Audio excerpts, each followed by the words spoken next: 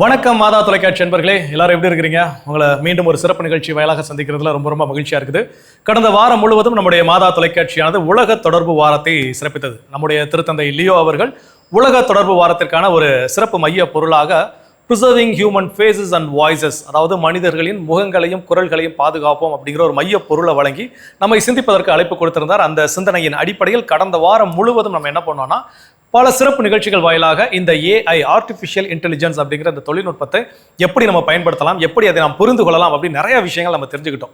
அதனுடைய உச்சகட்டமாக இன்னைக்கு நம்முடைய மாதா தொலைக்காட்சியில் ஒரு சிறப்பு நிகழ்ச்சி வாயிலாக இந்த ஏஐ எப்போ பார்த்தாலுமே ரொம்ப மோசம், இந்த ஏஐ பயன்படுத்துவது ரொம்ப ரொம்ப பெரிய பாவம், இதை பயன்படுத்துவதால் ஏகப்பட்ட சிக்கல்கள் இருக்குது அப்படின்னு நமக்குள்ள எவ்வளோ எண்ணங்கள் இருந்தாலும் அதை கூட இன்னைக்கு நம்முடைய சமுதாயம் நலம் பெறும் வகையிலும் பலன் பெறும் வகையிலும் நம்ம என்ன பண்ணலாம் அப்படின்னா அதை பயன்படுத்தலாம் அப்படின்னு சொல்லி நம்ம தெரிஞ்சுக்கிறதுக்கு இன்னைக்கு நிறைய பேர் தங்களுடைய கருத்துக்களை பகிர்ந்து கொள்வதற்காக வந்திருக்கிறாங்க.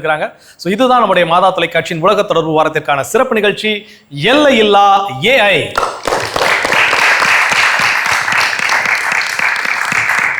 என்பவர்களே, எல்லையில்லா ஏஐ அப்படிங்கிற இந்த நிகழ்ச்சி உண்மை, புதுமை, பொறுப்பு. உண்மை அப்படிங்கிறது நிச்சயமா நாம் அறிந்து கொண்டு அதை பிறருக்கும் பகிர்ந்து கொள்ள வேண்டும். ஏஐ அப்படிங்கிறது இன்னைக்கு இருக்கக்கூடிய ஒரு புதுமையான ஒரு விஷயம். அதை பொறுப்போடு பயன்படுத்தக்கூடிய பொறுப்புடைமை நம்ம கிட்ட இருக்குது அப்படிங்கிறத குறிப்பிடும் வண்ணம் தான் எல்லையில்லா ஏஐ உண்மை, புதுமை, பொறுப்பு அப்படிங்கிற நிகழ்ச்சிக்கு தலைப்பிடப்பட்டிருக்குது. ஸோ இந்த நிகழ்ச்சிக்கு இன்னைக்கு சென்னை மாநகரில் இருக்கக்கூடிய 3 பிரபலமான கல்லூரிகளில் இருந்து மாணவர்கள் வந்திருக்கிறாங்க. ஸோ அவங்க யாரு என்ன அப்படிங்கிறத ஃபர்ஸ்ட் நம்ம தெரிஞ்சுக்கலாம். Myself, M. Cjo Blessy Fernando. I am studying second BCom A&F in St. Anne's Arts and Science College. என் பேர் Shadrach, computer application department, Don Bosco arts and science college. என் பேர் Aishwarya, BCom general, ST Anne arts and science காலேஜ்லேருந்து வரேன். என் பேர் Suman Pradhan, BCA டிபார்ட்மெண்ட்லேருந்து வரேன், Patrician college of arts and science. I am Varshni. I am currently pursuing second BCom A&F student, St. Anne's Arts and Science College, Madavaram. என் பேர் ஜெரினா, நான் BCA பண்ணுறேன், Don Bosco arts and science college. என் பேர் தீபன், நான் BSc computer science படிக்கிறேன், பெட்ரிஷியன் காலேஜ்லேருந்து வரேன், Adyar. I'm Ria Angelin, studying second BCom A&F from St. Anne's Arts and Science College. My name is Israel, BCom CS from Don Bosco Arts and Science College. Myself is M. Mani Andan. I am from BSc Viscom second year, Don Bosco Arts and Science College, Kilpak. Myself, I am Vignesh. I am from second year BCA department from Petrician College of Arts and Science. I am Dashni, studying third BCom A&F from St. Anne's Arts and Science College. Myself, I am Sayanush.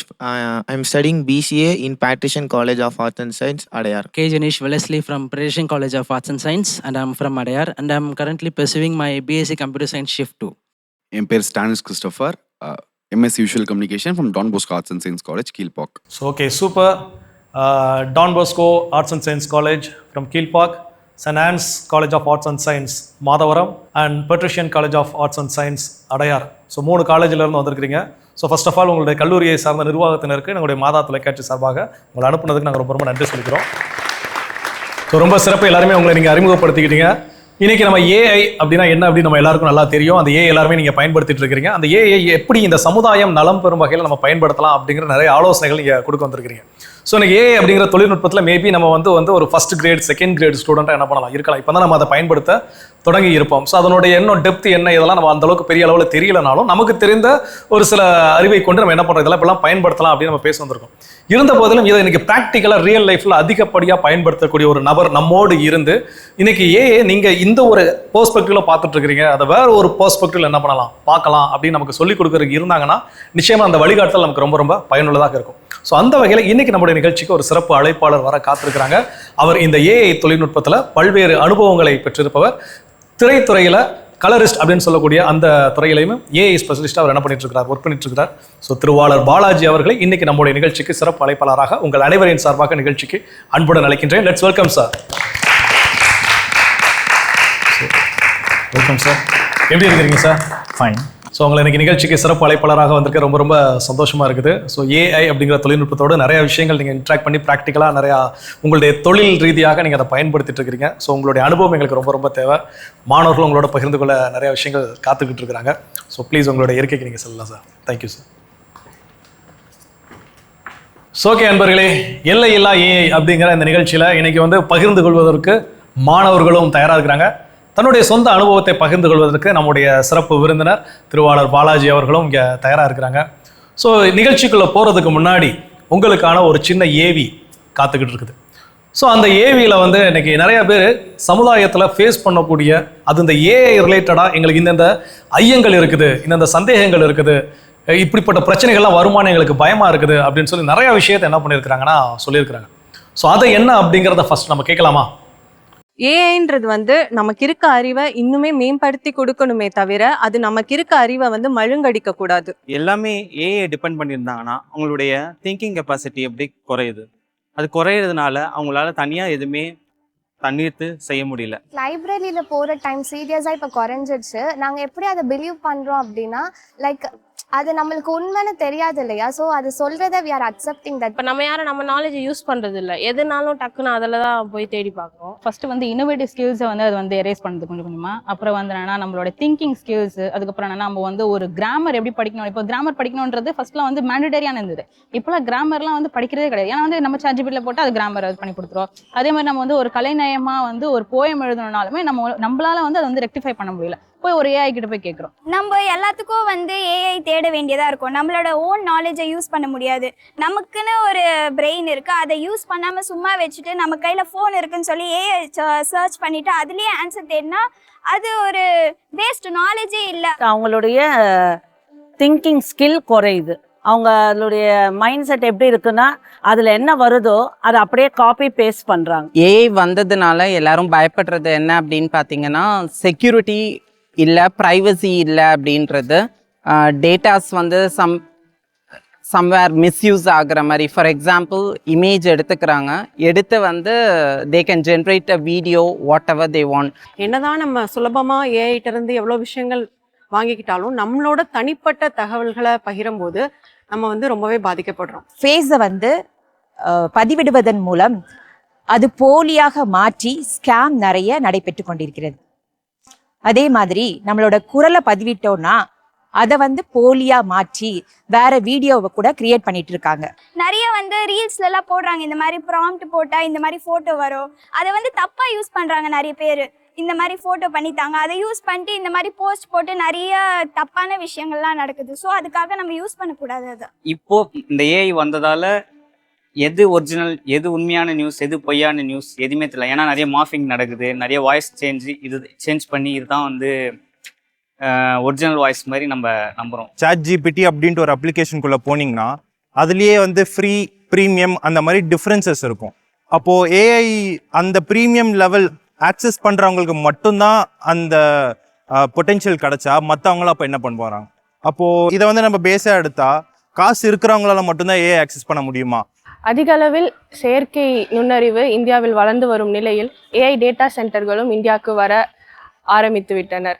இந்த AI data சென்டர்கள் முதலாவதாக அதிக அளவில் நீரையும் மின்சாரத்தையும் பயன்படுத்துகின்றனர். இது தேவையா? AI மூலமாக பெறப்படுகிற தகவல்களை சரி பார்ப்பது யார்? அந்த தகவல்களை மட்டுமே வைத்து தன்னிச்சையாகவே எல்லாரும் ஆட்டோமேட்டிக்காக முடிவெடுத்தா வெப்பன் சிஸ்டம் முதற்கொண்டு ஒரு வெதர் வரைக்கும் இன்னைக்கு ஏஐ சிஸ்டம்ஸ் இல்லாமல் இல்லை. அப்போ அந்த முடிவுகளில் சரி பார்க்குற அத்தாரிட்டி யார்? அந்த முடிவுகளை ஹியூமன் கண்ட்ரோல் இல்லாமல் டைரெக்டாகவே செயல்படுத்தினா அதனால் வரக்கூடிய தாக்கங்கள் என்ன? இதை பற்றி நம்ம எப்போனா யோசிச்சிருக்கோமா? ப்ரீவியஸாக வந்து நான் ஏதாவது ஃபோட்டோஸ் எடுக்கணும், நான் ஃபோட்டோ ஸ்டுடியோ போயிட்டு இருந்தேன். பட் நான் எனக்கு ஏஐ பண்ணி கொடுத்துருது. நெக்ஸ்ட் நான் வெப்சைட் டெவலப் பண்ணணும்னா நான் இதுக்கு முன்னாடி வந்து சாஃப்ட்வேர் டெவலப்பர்ஸை வந்து நான் ரீச் பண்ண வேண்டியது இருக்கும். பட் இப்போது என்னால் ஏஐ வச்சு என்னால் பண்ண முடியுது. ஸோ இதே மாதிரி டெக்னாலஜி பூமாக நமக்கு ஏதாவது ட்ராபேக்ஸ் ஏதாவது வருமா? Again back to traditional method போகுமா? ஸோ வந்து நிறைய பேருக்கு ஃபோட்டோ ஷூட்னா ரொம்ப பிடிக்கும். அது வந்து அவங்க ஓனாக எடுக்கிறது வேற, ஏஐயில் வந்து அது ஈஸியாக ஏஐயில் வந்து வேற மூலியமா வந்து எடிட்லாம் கொடுக்குறாங்க. ஸோ அதனால அவங்களுக்கு அதெல்லாம் டிஸ்அட்வான்டேஜாக இருக்கலாம். எங்களோட ஒர்க்கில் பாதி ஏஐ கவர் பண்ணுது. இருந்துமே ஏஐ வந்து ஒரு லிமிட் வரைக்கும் தான் போக முடியும். அப்படி இருந்தாலும் அதை இன்னும் டெவலப் பண்ணி எங்கே இந்த ஒர்க்லாம் போயிருமோ அப்படின்ற மாதிரி ஒரு கொஸ்டின் ரைஸ் ஆகுது. ஃபோட்டோ எடிட்டிங் இந்த மாதிரி விஷயங்களுக்குலாம் வந்து இப்போ ஏஐ அப்படிங்கிறது வந்து ரொம்ப ஒரு ஆதிக்கம் செலுத்துது, டாமினேஷனாக இருக்குது. ஸோ இதனால் வந்து எங்களுக்கு வேலை வாய்ப்பு கிடைக்கிறதுல ஒரு கொஸ்டின் மார்க். ஏஐ அப்படிங்கிறது ஒரு கருவி மட்டும்தான். நம்மளோட பாடங்களோட சந்தேகங்கள் கற்றல்கள் மூலயமா ஏஐயை யூஸ் பண்ணிக்கலாமே தவிர ஹியூமனோட வேல்யூஸு, ரிலேஷன்ஷிப்போட வேல்யூஸ்க்கு ஏஐக்கு தெரியாது. நான் ஆல்ரெடி சொன்ன மாதிரி ஏஐ இட்ஸ் அ மிஷின், அது ஒரு கருவி. பர்சன்ஸ் கூட இன்ட்ராக்ட் பண்ணி ஈச் அதர் இன்ட்ராக்ட் பண்ணிக்க மாட்டோம். எதுனாலுமே டக்குன்னு குக்கிங் பண்ணுறதுல ஏதாவது ரெசிபிஸ் வேணும்னா கூட ஏஐ கிட்ட தான் பண்ணுறோம், அம்மா கிட்ட யாரும் கேட்க மாட்டோம். இப்போ ஒரு விஷயத்த சொல்றாங்கன்னா அதை கேட்கறதுக்கு இந்த உலகம் ரெடியா இல்லை. வேகமாக ஓடிட்டு இருக்கு இந்த உலகத்தில், அவங்களுக்கு பேசுறதுக்கு ஆள் இல்லை. அதுதான் மிகப்பெரிய பிரச்சனையே. அதனால அவங்க வந்துட்டு ஏஐ நாடி போயிட்டு அதில் போயிட்டு தகவல்களை பதிவித்து ஒரு தப்பான வழியில தான் போயிட்டு இருக்காங்க. அதான் ஹியூமன் கம்யூனிகேஷன் கம்மியாயிடும் சார். இப்போ மற்றவங்க கிட்ட பேசுறது நம்மளுக்கு வராது, நம்ம வந்து கம்ஃபர்டபுள் ஆகிடும் ஒரு ஏஐ கிட்ட பேசி பேசி. ஸோ மற்றவங்க கிட்ட நம்ம முகத்துக்கு முகத்தை அந்த ஃபேஸ் டு ஃபேஸ் இன்ட்ராக்ஷன் வந்து கம்மியாயிடும். ஏஐயோட எமோஷனலாக கனெக்ட் ஆயிருக்கீங்களா? அதாவது உணர்வுபூர்வமா ஏஐயோட கனெக்ட் ஆயிருக்கீங்களா? இப்போ நீங்க like what I'm asking is free டைம்ல நீங்க ஏஐயோட சேட் பண்றதோ இல்லை ஹியூமன் கூட சேட் பண்றதுக்கு பதிலாக you chatting with AI. Is that it's going on currently in the 21st century among the youngsters? So okay, இப்போ வந்து இந்த ஏஐனால ஃபேஸ் பண்ணக்கூடிய ப்ராப்ளம்ஸ் என்ன ஏது அப்படின்னு நிறையா விஷயங்கள் சொன்னாங்க. நாங்கள் ஒரு சமையல் டிப்ஸ் கேட்கணும்னா கூட என்ன பண்ணுறோம் அப்படின்னா, அம்மா கிட்டலாம் இப்போ என்ன பண்ணுறதில்ல, கேட்குறதில்ல, ஏஐ கிட்ட கேட்டு நாங்கள் என்ன பண்ணிக்கிறோம் செஞ்சுக்கிறோம் அப்படின்னு சொல்லி நிறையா விஷயங்கள் இஷ்யூஸ் இதில் சொல்லியிருக்கிறாங்க. இது எல்லாமே நம்மளும் ஃபேஸ் பண்ணக்கூடிய ப்ராப்ளம். இதில் ஒரே ஒரு விஷயத்த மொதல் நான் எடுத்துக்கலாம் அப்படின்னு நான் நினைக்கிறேன். என்ன அப்படின்னா, அவங்க எல்லாரும் சொல்லக்கூடிய ஃபர்ஸ்ட் விஷயம் என்னன்னா, நம்மளுடைய திங்கிங் கெப்பாசிட்டி இன்னைக்கு குறைஞ்சிருச்சு அப்படின்னு அதை சொல்கிறாங்க. ஃபர்ஸ்ட் ஸ்டூடெண்ட்ஸ் நீங்கள் சொல்லுங்கள், இந்த ஏஐ வந்த பிறகு நான் யோசிக்கக்கூடிய கெப்பாசிட்டியே போயிருச்சா, இல்லை அதை எப்படி நம்ம மாற்று வழிகளில் பயன்படுத்தலாம், அதை பற்றி சொல்லுங்களேன். சார், இப்போ காலேஜ்ல எல்லாம் வந்து நம்ம லீவ் எடுக்கிறோம் அப்படின்னா ஃபர்ஸ்ட்ல என்ன பண்ணுவோம், லீவ் எடுக்கிறோம் அப்படின்றதுக்கு ரீசன் தேடுவோம். நம்ம ஏதோ ஒரு விஷயத்துக்காக லீவ் எடுத்திருப்போம், ஆனால் அப்போதான் போய் ரீசன் தேடுவோம். என்ன ஜுரம் போடலாமா, எங்கன்னா யாரா செத்துட்டாங்கன்னு போடலாமா அப்படின்ட்டு நிறைய ரீசன்ஸ் தேடுவோம். இப்போல்லாம் ஏஐ கிட்ட போய் ஒரு லீவ் லெட்டர் இல்லை, அப்படியே அதுவே கொடுத்து அதை அழகாக பார்த்து காப்பி அடிச்சு எடுத்துகிட்டு போய் கொடுத்தோம். அது என்ன எழுதியிருக்குன்னு கூட படிக்க மாட்டோம். அப்படியே லீவ் போடுறது கூட அதை டிபெண்ட் பண்ணி தான். ஆமா, மோர் ஆர் லெஸ் எல்லாத்துக்குமே இப்ப ஏஐ டிபெண்ட் பண்ணி தான் இருக்காங்க. இது கூட நல்ல ஐடியா இருக்கு. இனிமேல் லீவ் போனா கூட give me 10 reasons for taking leave in office அப்படின்னு போட்டா கூட அது கொடுத்துருன்னு நினைக்கிறேன். சொல்லுங்க சாத்ராக், நீங்க சொல்லுங்க. ஸோ இப்போ வந்து மேக்ஸ் மேம் ஏதாச்சும் சம்ம கொடுத்தா இப்போ இருக்கிற ஸ்டூடெண்ட்ஸ் வந்து போகிற ஒரே இடம் ஏஐ தான். இப்போ நம்மலாம் என்ன பண்ணுவோம்னா இது யோசிப்போம், ஏன்னா எக்ஸாமுக்கு வரும், அப்போ நம்ம என்ன பண்ண. இப்போ வந்து ChatGPT போகிறாங்க, கொஷின் கேட்குறாங்க, அது வந்து கரெக்டாக தப்பான்னு கூட யாரும் பார்க்க மாட்டாங்க. அதை பார்த்து அப்படியே காப்பி அடிச்சு விட்டு அது எக்ஸாமுக்கு வரும். அந்த ஒரு திங்கிங் கூட இப்போ இருக்கிற ஜென்சி கிட்ஸ்க்கு அது இல்லை. நீங்களும் ஜென்சி தானே? ஐயோ, இப்படி கேட்பீங்க நான் சொல்றேன், எதிர்பார்க்கவே இல்லை. இவங்க ஜென்ஸ் ஆல்ஃபா, நாங்கள் ஜென்சி. ஓகே, எல்லா ஜென்ரேஷனுமே அதாவது மாறிக்கிட்டே வருது. ஜஸ்ட் காப்பி கேட் அப்படிங்கிற ஒரு விஷயத்துல இருக்கிறாங்க அப்படின்னு சொல்லி. இப்போ வந்து நான் வந்து ஒரு கேம் கண்டக்ட் பண்ணுறேன். இப்போ வந்து சின்ன பசங்களுக்கு வந்து ஒரு என்ஜிஓஸில் வந்து கேம் கண்டக்ட் பண்ணுறோம் அப்படின்னும் பொழுது நான் வந்து என்கிட்ட வந்து இண்டோர் கேம்ஸ் வச்சு ஐடியா இல்லாமல் நான் வந்து ChatGPT ஏஐகிட்ட தான் போயிட்டு இந்த மாதிரி இன்ட்ராக்டிவாக அந்த செஷன் எப்படி கொண்டு போகிறது, எனக்கு ஸ்கெடியூல் பண்ணி கொடுன்னு சொல்லிட்டு என்னுடைய திங்கிங்கை விட்டு அது நல்லா ஸ்கெடியூல் பண்ணுவோன்னு சொல்லி அதை டிபெண்ட் பண்ணி என்னோட திங்கிங்கை நான் மொத்தமாக இழந்துட்ட மாதிரி நான் ஃபீல் பண்ணுறேன் அந்த இடத்துல. வேற நீங்கள் சொல்லுங்கள். ஸோ ஸ்டடீஸ்லாம் பார்த்தீங்கன்னா, ஸோ இப்போ சொன்னாங்களே எக்ஸாம் டைம்ஸில் இதெல்லாம் முன்னெல்லாம் எப்படி இருக்கும்னா, ஏஐ வரத்துக்கு முன்னாடி அவங்க மேமே சொல்லுவாங்க இதெல்லாம் இம்பார்ட்டன்ஸ். நமக்கே ஒரு யோசனை வரும், கண்டிப்பாக 5 மார்க் இந்த கொஸ்டின் வந்துடும், இதை அட்டன் பண்ணால் போதும், இதை அப்படின்னு சொல்லிட்டு ஒரு தாட் இருக்கும். இப்போலாம் வந்து பார்க்கும் போதெல்லாம் ஐயோ என்னடா இது ஒன்றுமே தெரியலையே அப்படின்னு சொல்லிட்டு நம்மளே யோசிக்க ஆரம்பிச்சிடும். டக்குன்னு என்ன போயிடுவோம், ChatGPTல இப்போது காமர்ஸ் எடுத்திங்கன்னா காமர்ஸில் ஒரு 10 இம்பார்ட்டன்ஸ் மட்டும் சொல்லு அப்படின்னா அப்போ அதை மட்டும் ஃபஸ்ட்டு போயிடுவோம். ஆனால் அதில் அது வருமானா அது பெரிய கேள்வி. ஆனால் அதில் இருக்கிற கண்டென்ட்லாம் அதில் இருக்கிற மாதிரியே ஃபீல் ஆகுனால அதை எடுத்து அப்படியே எழுதிடுது. அதுவே ஒரு பெரிய இதுதான். நம்ம என்ன இன்புட் என்ன அவுட்புட் கொடுக்குதோ அதை நம்ம இன்புட்டா எடுத்துக்கிறோம் அப்படின்னு சொல்றீங்க நீங்க. ஏஐ யூஸ் பண்ணி நம்மளுடைய ஓன் கிரியேட்டிவிட்டி இதுவாகுது, அதை அக்செப்ட் பண்ணிக்கிறீங்க. ஆமா அப்படின்னு சொல்லி கிறிஸ்டோபர் நீங்க சொல்லுங்க. ஆப்வியஸா வந்து நம்ம திங்கிங் கெப்பாசிட்டி குறைஞ்சு தான் சார் போகுது. அது எக்ஸாமா இருக்கட்டும், இல்ல அது வந்து நம்ம 2 விதமாக எடுத்துக்கலாம். ப்ரொடக்டிவாகவும் யூஸ் பண்ணிக்கலாம், நம்ம டிஸ்ட்ரக்டிவாகவும் யூஸ் பண்ணிக்கலாம். இப்போ ஃபார் எக்ஸாம்பிள் ஒரு லாங்குவேஜ் தெரியலாம், லாங்குவேஜ் கற்றுக்கணும்னு நினைக்கிறேன், அதுக்கு வந்து ஏஐ ஒரு நல்ல டூலாக இருக்கும்னு ஃபீல் பண்ணுறேன். அதே டைமில் எக்ஸாம்பிள் இம்பார்ட்டன்ட் பாயிண்ட்ஸ்லாம் இருக்குன்னா அது ஓவரால் பிக்சர் கிடைச்சா தான் நம்மளுக்கு அந்த நாலேஜ் நல்லா பில்ட் ஆகும். ஸோ அதில் வந்து ஏஐ யூஸ் பண்ணுறது வந்து இட்ஸ் நாட் வேலிட்னு நினைக்கிறேன் சார். கண்டிப்பாக கிறிஸ்டோபர் சொல்கிற மாதிரி என்னன்னா, நம்ம எந்த ஒரு ஆஸ்பெக்டில் எப்படி பயணம் நிச்சயமாக அது நம்மளுடைய நாலேஜை வந்து டம்ப் பண்ணுற மாதிரியான அவுட்புட்ஸ் தான் ரொம்ப எவ்வளவோ சிம்பிளிஃபை பண்ணி நமக்கு கொடுக்குது. பட் அதில் இருந்து நாம் என்ன கெட் பண்ணிக்கிறோம், நான் அதை எப்படி யூட்டிலைஸ் பண்ணுறேன் அப்படிங்கிறது தான் முக்கியம் அப்படிங்கிறாரு. இஸ்ரேல் சொல்லுங்கள் சார். இப்போ இவங்க இருக்கிறவங்க எல்லாருமே என்ன சொல்கிறாங்கன்னா மூளையை மங்கடிக்கிறதுன்னு சொல்கிறாங்க சார். இப்போ அவங்களாம் கொஞ்சம் அறிவாளியாக இருந்தாங்கன்னா அதுலேருந்து ரெஃபரன்ஸை மட்டும் எடுத்துக்கிட்டு நம்மளோட திங்கிங் கொஞ்சம் போட்டோன்னா அது இப்போ பார்க்கும்போது இப்போ டீச்சர்ஸ்லாம் கண்டுபிடிச்சிடுறாங்க ஏஏன்னு சொல்கிறாங்க. இப்போ இது நீங்கள் போட்டிங்கன்னா உங்களை அப்ரிசியேஷன் தான் பண்ணுவாங்க சார். அதனால் அதில் இருக்கிற ரெஃபரன்ஸை மட்டும் எடுத்துக்கணுமே தவிர அது ஃபுல்லாக அதை கன்சிடர் பண்ணக்கூடாது. கரெக்டுன்ட்டு காப்பி கேட் அப்படியே கண்ணை மூடிட்டு பண்ணக்கூடாது அப்படிங்கிறீங்க வேற சார். இப்போது ஒரு விஷயம் நம்ம வந்து ஹியூமன் பிரெயின் வந்து லேர்ன் பண்ணுதுன்னா ஜஸ்ட் ஒரு தியரிட்டிக்கலாக இல்லாமல் ப்ராக்டிக்கல் நாலேஜ்ன்றது ரொம்ப முக்கியம். ஸோ எந்த ஒரு விஷயமா இருந்தாலும் ஸோ அதனால தான் வந்து ஸ்கூல்ஸ் அண்ட் காலேஜஸில் லேப் ரொம்ப இம்பார்ட்டன்ட்னு சொல்லுவாங்க. ஸோ புக்ஸில் வந்து என்னதான் டெக்ஸ்ட்டு படித்தாலுமே ஒரு ப்ராக்டிக்கலாக வந்து அந்த கெமிக்கலை ஊற்றி அதை மிக்ஸ் பண்ணி அதை கலக்கி அதுலேருந்து ஒரு விஷயம் வருது, அதை நீங்கள் வந்து ப்ராக்டிக்கலாக பண்ணால் தான் உங்களுக்கு அந்த நாலேஜ் வரும். பட் இதே நீங்கள் ChatGPTயில் பண்ணுறதுனால உங்களுக்கு நீங்கள் வித்தின் செகண்ட்ஸில் ஆன்சர் வருதுன்றனால ப்ராக்டிக்கல் நமக்கு தேவையில்லை அப்படின்ற மாதிரி பேசிக்காக வந்துடுறாங்க. ஸோ இதனால் என்ன ஆகும்னா, நாளைக்கு ஒருத்தர் வந்து ஒரு ஒர்க் பிளேஸுக்கு போகிறாரு, ஒரு என்விரான்மெண்ட்டில் ஒர்க் பண்ணுறாருன்னா அவருக்கு பேசிக்ஸே தெரியாத மாதிரி சுச்சுவேஷன் வரலாம். இப்போ எல்லாருமே வந்து லைப்ரரி போய் படின்றாங்க. இங்க எத்தனை பேர் இங்க வந்து எத்தனை பேர் லைப்ரரி போய் படிக்கிறாங்கன்றது எனக்கு தெரியல. ஆனா நான் வந்து நான் ஸ்டாட்டிஸ்டிக்ஸ் படிக்கும் போது எனக்கு புக்கு வந்து தலகாணி சைஸ்ல இருக்கும். அந்த தலகாணி சைஸ்ல இருக்கிற புக்ல இருக்கிற மொத்த கொஸ்டின் எனக்கு வந்து எக்ஸாம்ல கேட்க போறதுக்கு அதுல இருந்து ஒரு 4-5 கொஸ்டின் அப்படிதான் வரப்போகுது. அதுக்காக நான் அந்த மொத்த அந்த புக்கை போயிட்டு நான் லைப்ரரியில இருந்து எடுத்து அந்த பேஜை திருப்பி நான் தேட முடியாது. நான் அந்த அளவுக்கு எனக்கு டைமும் கிடையாது. அதுக்கு நாங்கள் ChatGPT யூஸ் பண்ணிட்டு போயிடலாம்ல. ஓகே, இப்போ அந்த புக்கில் இருந்து நீங்கள் எவ்வளோ புரட்டி படிக்கிறதுக்கு ஈஸியாக ஆகுது அப்படின்னு சொல்லுங்க. இப்போ பிரச்சனை என்ன அப்படின்னா, அந்த ஒரு சொஃபிஸ்டிகேட்டடுக்குள்ளே நம்ம போனதுக்கப்புறம் நிறைய விஷயத்தை தேடி பார்க்க மாட்டேங்க. ஜஸ்ட் அது என்ன சொல்லுதோ அதை நான் நம்புற மாதிரியான ஒரு விஷயம் இருக்குது. அப்போ இவங்க யாரோ பேசுகிறப்போ நீங்கள் சொன்னீங்க அதில் கொடுக்கக்கூடிய விஷயத்தை அப்படியே காப்பிகேட் பண்ணுறப்போ அது கூட என்ன பண்ணும், எரர் பண்ணும் இல்லைங்களா? அப்போ அதை எப்படி நம்ம அக்செப்ட் பண்ணிக்க முடியும்? நீங்கள் சொல்கிற விஷயம் நியாயமானது. லைப்ரரி போய் தேடி எடுத்து கஷ்டப்படுறதுக்கு ஈஸியாக என்ன பண்ணிக்குது, எனக்கு கிடைக்குது அப்படின்னு சொல்லுங்க. பட் கிடைக்கிற இன்ஃபர்மேஷன்ஸ் உறுதி தானா அப்படிங்கிறது எப்படி நம்ம சரி பண்ணுறது? சார், இப்போ அவங்க சொன்னாங்கல்ல, நான் படிக்கிறப்ப வந்து புக்கு வந்து தலகாணி சைஸில் இருக்கும் அப்படின்ட்டு. ஒரு புத்தகம் வந்து 1000 ஆசிரியர்களுக்கு சமம் அப்படின்னு சொல்லுவாங்க. ஆனால் ஒரு ஏஐ வந்து 1000 ஆசிரியர்களுக்கு ஈக்குவலா அப்படின்னு கேட்டால் கிடையவே கிடையாது. இந்த ஜெனரேஷனில் வந்து இப்போ நார்மலாக இப்போ நாங்கள் யூஸ் பண்ணுற ChatGPTன்றது வந்து எல்லாருமே ஒரு ஏஐ ட்ரூல் அப்படின்னு சொல்கிறோம்ல. பட் அது வந்து எப்படி சொல்கிறது, ஒரு ஜெனரேட்டிவ் ஏஐ மட்டும்தான். அது எப்படின்னா வந்து லார்ஜ் லாங்குவேஜ் மெத்தட், அவ்வளோதான். அது அதில் ஒரு கொடுக்குற பர்டிகுலர் டீட்டெயில்ஸை வச்சு தான் நம்மளுக்கு கொடுக்குதே தவிர அது மொத்தமாக கொடுக்குமா அப்படின்ட்டு கேட்டால் கிடையவே கிடையாது. மோரார்லெஸ் வந்து இப்போ உங்களால் லைப்ரரி போய் படிக்க முடியலையா, உங்கள் ஃப்ரெண்ட்ஸ் கூட்டிகிட்டு போங்க, ஜாலியாக போய் படித்தா அது கஷ்டமாக தெரியாது. படிக்கணுமா அப்படின்ட்டு படிக்கிறப்ப தான் அது கஷ்டமாக தெரியும். இப்போ நம்ம கோவிட்லலாம் எப்படி இருந்தோம், வாங்க பழகலாம் அப்படின்ட்டு. ஏஐன்றது வந்து ஃபியூச்சர் தேவைதான். ஏஐ கூடயோ பழகுங்க, ஆனால் அறிஞ்சு தெரிஞ்சு புரிஞ்சு பழக கற்றுக்கோங்க. ஏஐ தப்பு இல்லை, அதை யூஸ் பண்ணுற நம்ம தான் தப்பு. இந்த ChatGPT கிரியேட் பண்ணதே ஒரு ஹியூமன் தான். ப்ளஸ் வந்து நம்மளை பற்றி அந்த ஹியூமனுக்கு தெரியாது, அந்த ஹியூமனை பற்றி நம்மளுக்கு தெரியாது. நம்ம எல்லாமே இதுக்குள்ளேயே நம்ம இருக்கிறனால அவங்களுக்கு வந்து அவங்க ஆஃபீஸில் என்ன சொல்லுவாங்கன்னா, இதுக்கு முன்னாடி என்ன ஹிஸ்ட்ரி விஷயம் தான். இப்போ விஜய் வந்து எப்போ சிஎம் ஆனா 2025 2026 அப்போ தான் இருக்காரு அப்படின்னு ஹிஸ்ட்ரி தான் சொல்லுது. நான் இன்னொரு ஹியூமன் கிட்ட நான் பேசல, அந்த ஹியூமன் கிரியேட் பண்ணது தான் நான் பேசிகிட்டு இருக்கேன். ஸோ அது இப்போ இதுவே இவங்க சொன்ன மாதிரி ஒரு புக் எடுத்துக்கிட்டிங்கன்னா, அந்த புக்கை எழுதின ஒரு ஆத்தர் அவங்களுடைய இம்ப்ளிமெண்டேஷன் அதை போட்டிருக்காங்க.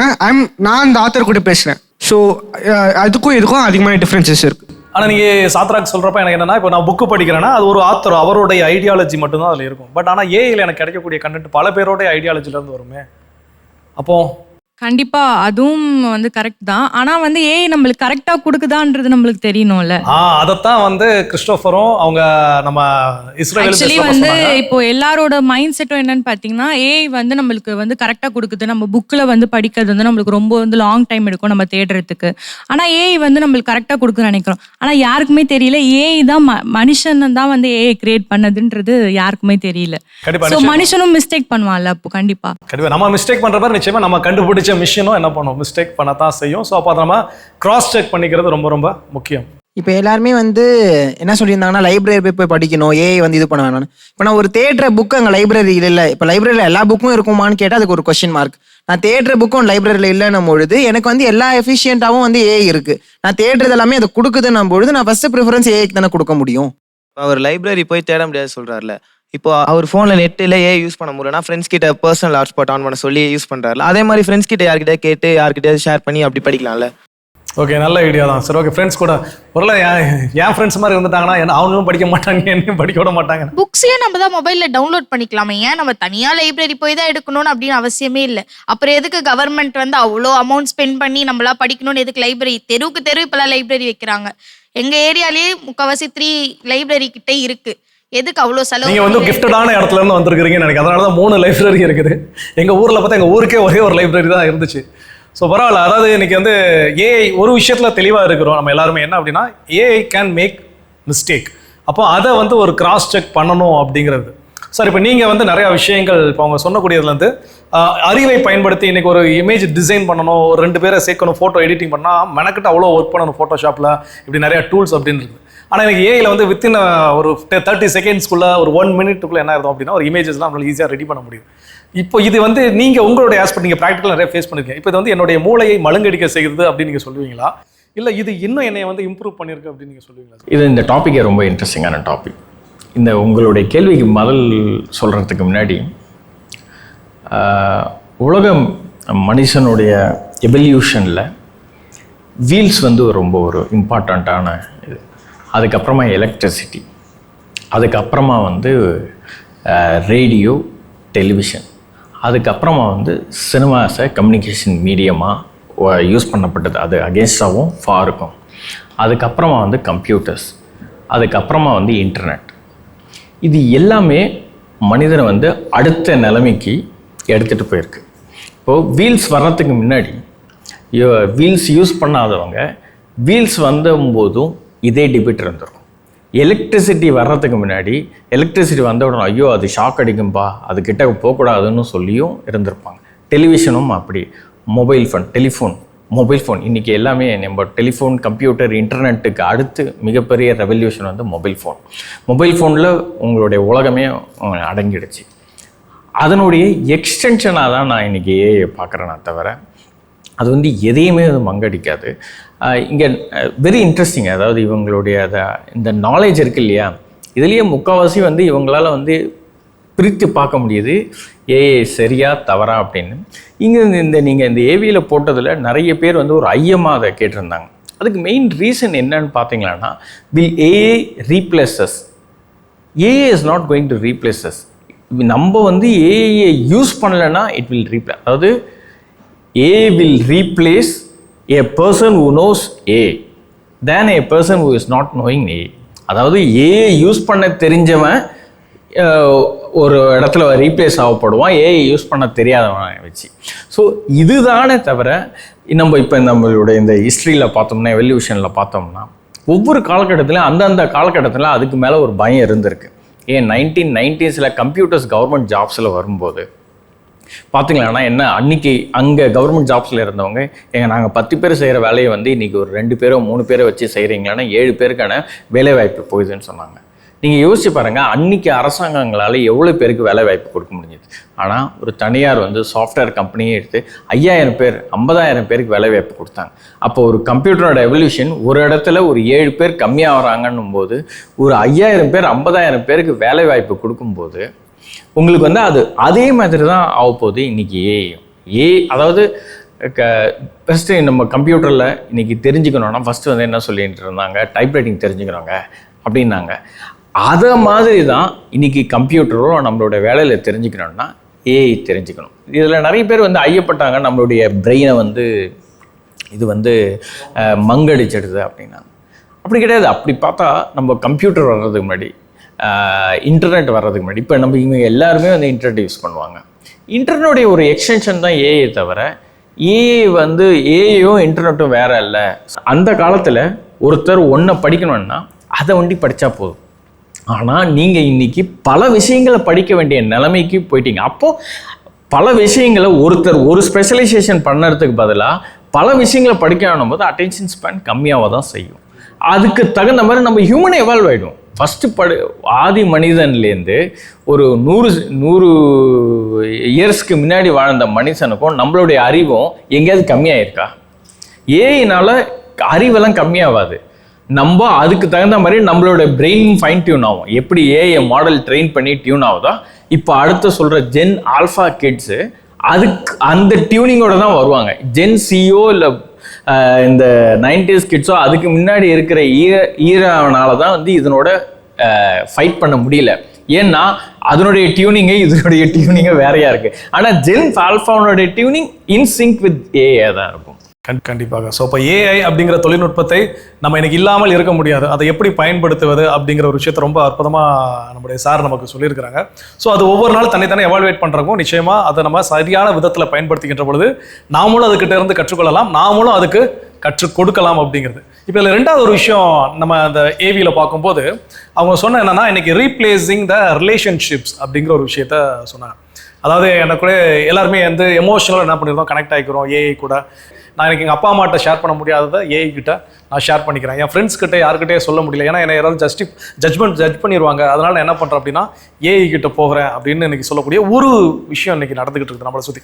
அதை தான் எனக்கு அந்த ஏவிலையும் கேள்வியாக கேட்டாங்க. ஸோ அப்போ இதனால் வந்து இந்த உறவு நிலைகள்லாம் பிரச்சனைகள் வருமா, உறவு சிக்கல்கள் ஏற்படுமா அப்படின்னு. ஸோ அந்த மாதிரி நீங்கள் எதுவும் ஃபேஸ் பண்ணியிருக்கிறீங்களா? அது என்ன பண்ணலாம் அதுக்கு? நம்ம எமோஷன்ஸை வந்து இவங்க சொன்ன மாதிரி நம்ம எமோஷன்ஸ் வந்து நம்ம ஃபுல்லாக அதுக்கிட்ட கொடுத்துட்றோம். மேபி அதுக்கு ஒரு சூப்பரான ஆல்டர்னேட்டிவ் ஒரு ஹியூமன் தான். நம்ம அம்மா இருக்காங்க, நம்ம அப்பா இருக்காங்க, அந்த மாதிரி ஒரு ஹியூமன், ஒரு அம்மா மாதிரி ஒரு ஹியூமன் இருக்கப்போ நம்ம ஏன் ஏஐ கிட்ட ஷேர் பண்ணோம்? அதுக்கு பதிலாக ஒரு அம்மா கிட்ட போய் ஒரு ஹாய் சொல்லிட்டுனால ஒரு ஒரு ஒரு ஹக் பண்ணி அவங்க கூட ஹாப்பியாக இருக்கு எல்லாமே. கண்டிப்பா வேற இங்க பாதி பேருக்கு வந்து ஹியூமன் கிட்ட ஷேர் பண்ற பயப்படுறது எல்லாமே ஏஐ கிட்ட ஷேர் பண்ண ஆரம்பிச்சுட்டாங்க. ஹியூமன் மேலேயே நம்பிக்கை இல்லாம எல்லாமே ஏஐ டிபெண்ட் பண்ணி போக ஆரம்பிச்சுட்டாங்க. அப்படி போறதுக்கான வாய்ப்புகள் எதனால இருக்கும்? அவங்க தனியா இருக்கிறதுனால மேபி, இல்ல அவங்க கிட்ட யாரும் பேச ட்ரை பண்ணாததுனால, இல்ல அவங்களுக்கு அவங்க மேல நம்பிக்கை இல்லாம அவங்க எல்லாருமே ஏஐ டிபெண்ட் பண்ணி போயிட்டாங்க. ஓகே, நீங்க கிருஷ்ண டேட்டா ஷேர் பண்ணது ஃபர்ஸ்ட் எஜுகேட் அண்ட் அவேர்னஸ் முதல்ல தரணும். ஏன்னா இப்போ இருக்க வயசு பசங்களை கம்பேர் பண்ணுறதை விட ஒரு 55 or 60 years old வந்து இப்போ நம்ம இந்த ஸ்க்ரீன் யூசேஜ் பற்றி பேசுகிறோம், இந்த மாதிரி fear of missing out FOMO பற்றிலாம் பேசுகிறோம். ஆனால் அது வந்து வயசானவங்களுக்கு கூட அந்த அவேர்னஸ் இல்லை நான் நினைக்கிறேன். ஏன்னா நம்ம அந்த மாதிரி இஷ்யூஸ் பேசும்போது நம்ம வீட்டில் இருக்கவங்களே சில பேர் ஃபுல்லாக ஃபோன் யூஸ் பண்ணிட்டு இருப்பாங்க, ரீல்ஸ் பார்த்துட்டு இருப்பாங்க. ஸோ அதனால அட்டென்ஷன் ஸ்பேன் குறையுது. ஸோ எஜுகேஷன் அண்ட் அவேர்னஸ் இது மாதிரி ஒன்று நடக்குதுன்னு சொல்லிட்டு நம்ம சொல்லும் போது மேபி அதை குறைக்கலாங்கிற மாதிரி நான் ஃபீல் பண்ணுறேன். கண்டிப்பாக ஃபேமிலியில் உள்ள மெம்பர்ஸ் எல்லாருக்குமே அது இவங்க அப்படின்லாம் இல்லாமல் ஒட்டுமொத்த குடும்பத்துக்குமே அது தேவையான ஒன்றா இருக்குது. கண்டிப்பாக அதே போல தான் வந்து நம்ம வந்து ஒரு விஷயத்தை நம்ம ஃபேமிலிகிட்ட நம்ம அம்மா அப்பா கிட்ட சொல்ல போகிறோம்னா அவங்க ஃபஸ்ட் அதை லிசன் பண்ண இது பண்ணணும். நம்ம வந்து ஒருத்தவங்களை லிசன் பண்ணுறோம், நம்மளுக்கு ஒன்றும் ரொம்பலாம் தேவையில்லை, ஒருத்தவங்க பேசுகிறத லிசன் பண்ணுறோனாலே போதும். அவங்க வந்து மற்ற எந்த ஏஐ அந்த மாதிரியான டூல்ஸை வந்து பேஸ் பண்ணி இல்லாமல் ஹியூமன்கிட்ட வந்து அவங்க ரொம்ப ட்ரஸ்டபுளாக இருப்பாங்கன்னு எனக்கு தோணுது. ஸோ இப்போ வந்து நம்ம அம்மா அப்பா கிட்டேயே ரொம்ப கோவமாக பேசினா திரும்ப அவங்க வந்து கோவமாக தான் பேசுவாங்க. இதே நம்ம ஏஐ கிட்ட என்ன சொன்னாலும் அது வந்து அவ்வளோ ஹம்பிளாக, அதனால லைக் அது வந்து பேசும். ஸோ அதனால் இப்போ இருக்கிற கிட்ஸாக இருக்கட்டும், ஜென்சிஸாக இருக்கட்டும், அப்பா அம்மாவை விட்டுட்டு ஏஐ கிட்ட தான் வந்து போகிறாங்க. ஓகே, ஹம்புளாக பேசுங்கிறீங்களா? நீங்கள் எதுவும் பேசியிருக்கீங்களா அவங்க ஏஐ கிட்ட? நான் வந்து ஒரே ஒரு வாட்டி மட்டும் கோவமாக பேசியிருக்கேன். அப்போ வந்து அது ஓகே, நீ கோவமாக இருக்கன்னு எனக்கு தெரியுது, நீ ரிலாக்ஸ். இதே எங்கள் அப்பா அம்மா கிட்டனா அவங்க அப்படி பண்ண மாட்டாங்க, தூக்கி போட்டு விழுன்னு விழுத்துருப்பாங்க. சும்மா கேட்கும் போது மச்சான் குர்ரா மச்சான் இது கொஞ்சம் பார்த்து பண்ணுறா அப்படின்னு 2 மார்க் ஆன்சர்ஸ் குர்ரா ப்ளீஸ்ரா அப்படின்னு எக்ஸாம் ஹாலில் வச்சா வெளியில் படிக்க ஸ்டடி ஹார்ஸில் இருக்கும்போது பேச்சு வாக்கில் அப்படி போட்டு வாங்குறாரு பாரு, எல்லாம் பார்த்துட்டு இருப்பாங்க எங்கள் ப்ரொஃபஸர்ஸ் எல்லாம் அப்படின்னு. நான் ஒரு நியூஸில் படித்தேன், இந்த மாதிரி எக்ஸாம் ஹாலில் அவங்க ஏஐ யூஸ் பண்ணி அவங்க ஆன்சர் எழுதும்போது அது ஏஐ கேட்குது, நீ எக்ஸாமில் தான் இருக்கேன்னு எனக்கு தெரியும், நான் எப்படி உனக்கு நான் சொல்லித்தரதுன்னு சொல்லிட்டு அந்த ஏஐ அவங்கள கேட்குது. அப்போ எந்த அளவுக்கு ஏஐ வந்து மனுஷங்களை புரிஞ்சிருந்தா, இல்லை அந்த கொஷின்ஸை புரிஞ்சிருந்தா அதுக்கு தெரிய வரும். கண்டிப்பாக மேபி இவங்க இது கூட ஒரு ரீசனாக இருக்கலாம். எனக்கு இத்தனை எக்ஸாம்ஸ் இருக்குது, ஏதோ இன்புட்ஸ் நம்ம கொடுக்காம அதுக்கு தெரியாது இல்லையா? நான் ஒரே ஒரு தடவை வந்து கிட்டத்தட்ட ஒரு 1.5-2 years கிட்ட நான் வந்து ஏஐ யூஸ் பண்ணிக்கிட்டு இருக்கிறேன். அப்போ யூஸ் பண்ணிட்டு ஒரு நாள் எனக்கு ஒரு திடீர்னு ஒரு எண்ணம், நிறைய நேரங்கள் ஷோ பண்ணுறதுக்கான ஸ்கிரிப்ட் பேசிஸ் ஐடியாஸ் அங்கேருந்து என்ன பண்ணுறது எடுக்கிற இப்படி நிறையா டிஸ்கஷன்ஸ் போயிட்டு இருக்கோம். அப்போ del me about 10 qualities good things about me அப்படின்னே உடனே ஒரு 10 விஷயம் லிஸ்ட்டு போட்டு மானே தேனே பொன்மானேன்னு போட்டு நம்மளுக்கு பார்த்தோன்னே நமக்கே வெக்கமாக போயிடும், நம்மளாம் இப்படியா இருக்கிறோம் அப்படின்னு சொல்லி. ஸோ அந்த மாதிரி ஒரு குட் திங்ஸ் ஒரு 10 things சொல்லிச்சு. அப்புறம் எனக்கு என்னன்னா, சரி tell me about 10 bad things about me, என்கிட்ட இருக்கக்கூடிய 10 கெட்ட விஷயங்கள் என்ன பண்ணு சொல்லு அப்படின்னோடனே அது ரொம்ப ஜென்யூனாக ஒரு கொஸ்டின்ஸ் கிடச்சி. இது வரைக்கும் உன்னோட பேட் திங்கை பற்றி எதுவுமே எனக்கு என்ன பண்ணலை, ஷேர் பண்ணலை. நீ உன்னை பற்றி ஏதாவது ஒரு 2 சில கெட்ட விஷயங்கள் என்ன, நீ எப்படிலாம் கோவப்படியா நான் கேட்கக்கூடிய, அதாவது என்னன்னா அதையும் சொல்லுன்னு சொல்லலை. I have some set of questions, அந்த கொஸ்டின்ஸ்க்கு நீ என்ன பண்ண ரிப்ளை பண்ண, அதை வச்சு உங்ககிட்ட இருக்கக்கூடிய பேட் திங்ஸ் என்ன அப்படிங்கிறது. ஸோ அப்போ இந்த மாதிரி நிறையா இன்ஃபர்மேஷன்ஸ் நம்ம கொடுக்க அது என்ன பண்ணி வச்சுக்கோம், ஸ்டோர் பண்ணி வச்சுக்கோம். ஸோ அந்த மாதிரி தான் நம்ம பேசுறது வைக்கிறது. சார் இப்போ அவங்க சொன்ன மாதிரி எக்ஸாம் டைமில் மட்டும்தான் வந்து நான் யூஸ் பண்ணுவேன். மோரார்லஸ் வந்து எங்களை மாதிரி வந்து ஜென்சிக்கெலாம் வந்து இந்த எக்ஸாம் டைமில் வந்து சாட் ஜிபிடின்ற ஏஐல வந்து கண்டிப்பாக யூஸ் பண்ணுறாங்க. அது வந்து இப்போ என்னை பொறுத்த வரையும் தப்பான ஒரு விஷயம். மோரார்லஸ் வந்து அதை நாங்கள் படிக்கிற டைமையே வந்து ரொம்ப குறைச்சிருது. நம்ம எக்ஸாம் டைமில் வந்து ஷார்ட் கட் பண்ணி படிச்சுக்கலாம் அப்படின்னு சொல்லிட்டு நாங்கள் லைப்ரரின்றது பக்கம் போகிறதே கிடையாது. அங்கே போய் நம்ம சர்ச் பண்ணி எடுத்து அங்கே இருக்க நாலேஜை கெயின் பண்ணவே முடியல. இப்போ ஏஐ அந்த மாதிரி ரூல்ஸ்லாம் வந்துட்டு தொட்டு மோரார்லஸ் வந்து நாங்கள் அதையே வந்து யூஸ் பண்ண ஆரம்பிச்சிடும், அதுக்கு அடிமையாயிடுறோம். நம்ம வந்து ரொம்ப எமோஷ்னலாக வந்து கனெக்ட் ஆகுறோம் அப்படின்னு சொல்கிறோம் இல்லையா, அது ரொம்ப நம்ம கனெக்ட் ஆகக்கூடாதுன்னு தான் நான் நினைக்கிறேன். ஏன்னா வந்து நம்மளுடைய கம்யூனிகேஷன் ஸ்கில்ஸே வந்து நமக்கு இல்லை அப்படின்ற மாதிரி ஆயிடுது. ஃபஸ்ட்டு எமோஷனல் ஷேரிங் எங்கேருந்து ஆரம்பிக்குதுன்னா வந்து நம்ம அதுக்கு ஒரு சின்ன பேர் வைக்கிறோம். இப்போ நிறைய பேர் சொன்ன மாதிரி பிளாக்கியோ கிட்டியோ அப்படின்னு சொல்லிட்டு அதுக்கு ஒரு பேர் வைக்க ஆரம்பிச்சிட்ட பிறகு நம்ம அதுகிட்ட வந்து ரொம்ப ஃப்ரெண்ட்லியாக பேச ஆரம்பிப்போம். நானே வந்து முன்னாடி ஒரு எக்ஸாம்பிள் சொல்லியிருந்தேன், இந்த மாதிரி வந்து மற்றவங்கள்ட்ட எப்படி பேசுறது, மெசேஜ் பண்ணுறதுன்னு எனக்கு சொல்லிக் கொடு அப்படின்னு சொல்லிட்டு என் ஃப்ரெண்டுக்கிட்ட கேட்குற மாதிரி நான் நிறைய ஐடியாஸ் கேட்க ஆரம்பித்தேன். அப்படி ஆரம்பிக்கும் பொழுது வந்து அது என்னை எந்த ஜட்ஜ்மெண்ட்டுமே பண்ணது கிடையாது. அதே போல் வந்து இன்னொரு விஷயம் என்னன்னா வந்து நம்மள்கிட்ட வந்து ரியாலிட்டி அது காட்டாது. என்னன்னா நீ என்ன பண்ணாலும் கரெக்டு, நீ தப்பா சொல்லிட்டியா பரவாயில்ல விடு அப்படின்னு சொல்லிட்டு ரியாலிட்டி காட்டாது. அதே நம்ம ஃப்ரெண்டு கிட்ட போய் பேசணும்னா இல்லடா நீ தப்புனா தப்பு தான் சொல்லி ரியாலிட்டி இது பண்ணுவாங்க. அது வந்து நம்மள்ட்ட ரியாலிட்டியை மறிச்சு போய் காட்டுறதால வந்து எதுவாக இருந்தாலுமே வந்து நம்ம வந்து நம்ம வந்து பேஸ் பண்ணி போற மாதிரி இருக்கு. சார் ஒரு பெரிய டிஃப்ரென்ஸ் இருக்கு. What I need to hear, what I want to hear அப்படிங்குது. இந்த ஏஐ வந்து what I want to hear தான் தருது தவிர what I need to hear தருதில்ல. ஸோ அந்த மாதிரி ஒரு இடத்துல வந்து நம்ம எமோஷன்ஸ், இப்போ நான் வந்து ஒரு தப்பு பண்ணிட்டு வந்து ஏஐ கிட்ட சொல்றேன்னா சரி நீ தெரியாம பண்ணிட்ட, ஸோ அந்த இடத்துல யாராவது நம்மளை வந்து கண்டிச்சாதான் நம்ம அதை மாத்திக்கிட்டு இது பண்ண முடியும் தவிர ஸோ அந்த டிஃப்ரென்ஸ் வந்து ஏஐ டிஃப்ரென்ஷியேட் பண்ணும் நான் நினைக்கிறேன் சார். கைடா நம்ம யூஸ் பண்ண முடியாது. அதாவது நம்ம என்ன எமோஷனல் ஷேரிங் இல்லை வந்து நம்ம அதை வந்து எல்லாத்துக்குமே ஏஐ தீர்வு கிடையாது. நம்ம வந்து எமோஷனல் ஷேர் பண்ணுறது ஒரு விதத்தில் ரைட்டும் கிடையாது. ஏன்னா that can manipulate you, that can tell you நீங்கள் நான் தெரியாமல் ஒருத்தனை இது பண்ணிட்டு வந்துட்டேன்டா, அவனுக்கு ஒரு தீங்கு செஞ்சுட்டு வந்துட்டேன்டா அப்படின்னா நீங்கள் பரவாயில்ல அப்படின்னு சொல்லலாம். நீங்கள் உங்கள் இன்னொரு ஃப்ரெண்ட்ஸோ இல்லை உங்கள் அம்மா அப்பாவோ என்ன சொல்லுவாங்க, அது தவறு, அவங்ககிட்ட போய் மன்னிப்புக்கலன்னு சொல்லுவாங்க. இது என்ன சொல்லுவோம், பரவாயில்லடா நீ ஏதோ ஒரு சூழ்நிலை பண்ணிட்டேன்னு நீங்கள் சொல்கிறீங்க இல்லையா, அதுவும் எவல்யூஷன் தான் சொல்கிறேன். உங்கள் அம்மா அப்பா சொல்கிற மாதிரியான அட்வைஸும் கொடுக்கும். அதுக்கு நீங்கள் எல்லாத்தையுமே அதாவது எல்லா கணக்கையும் ஏஐ மேலே எழுதிடக்கூடாது. எல்லாத்துக்கும் ஏஐ தீர்வும் கிடையாது. நீங்கள் உங்களுடைய எமோஷன் இப்போ அவர் என்ன சொல்ல வர்றாரு, என்ன வந்து ஜட்ஜ்மெண்ட் பண்ணிடுவாங்க.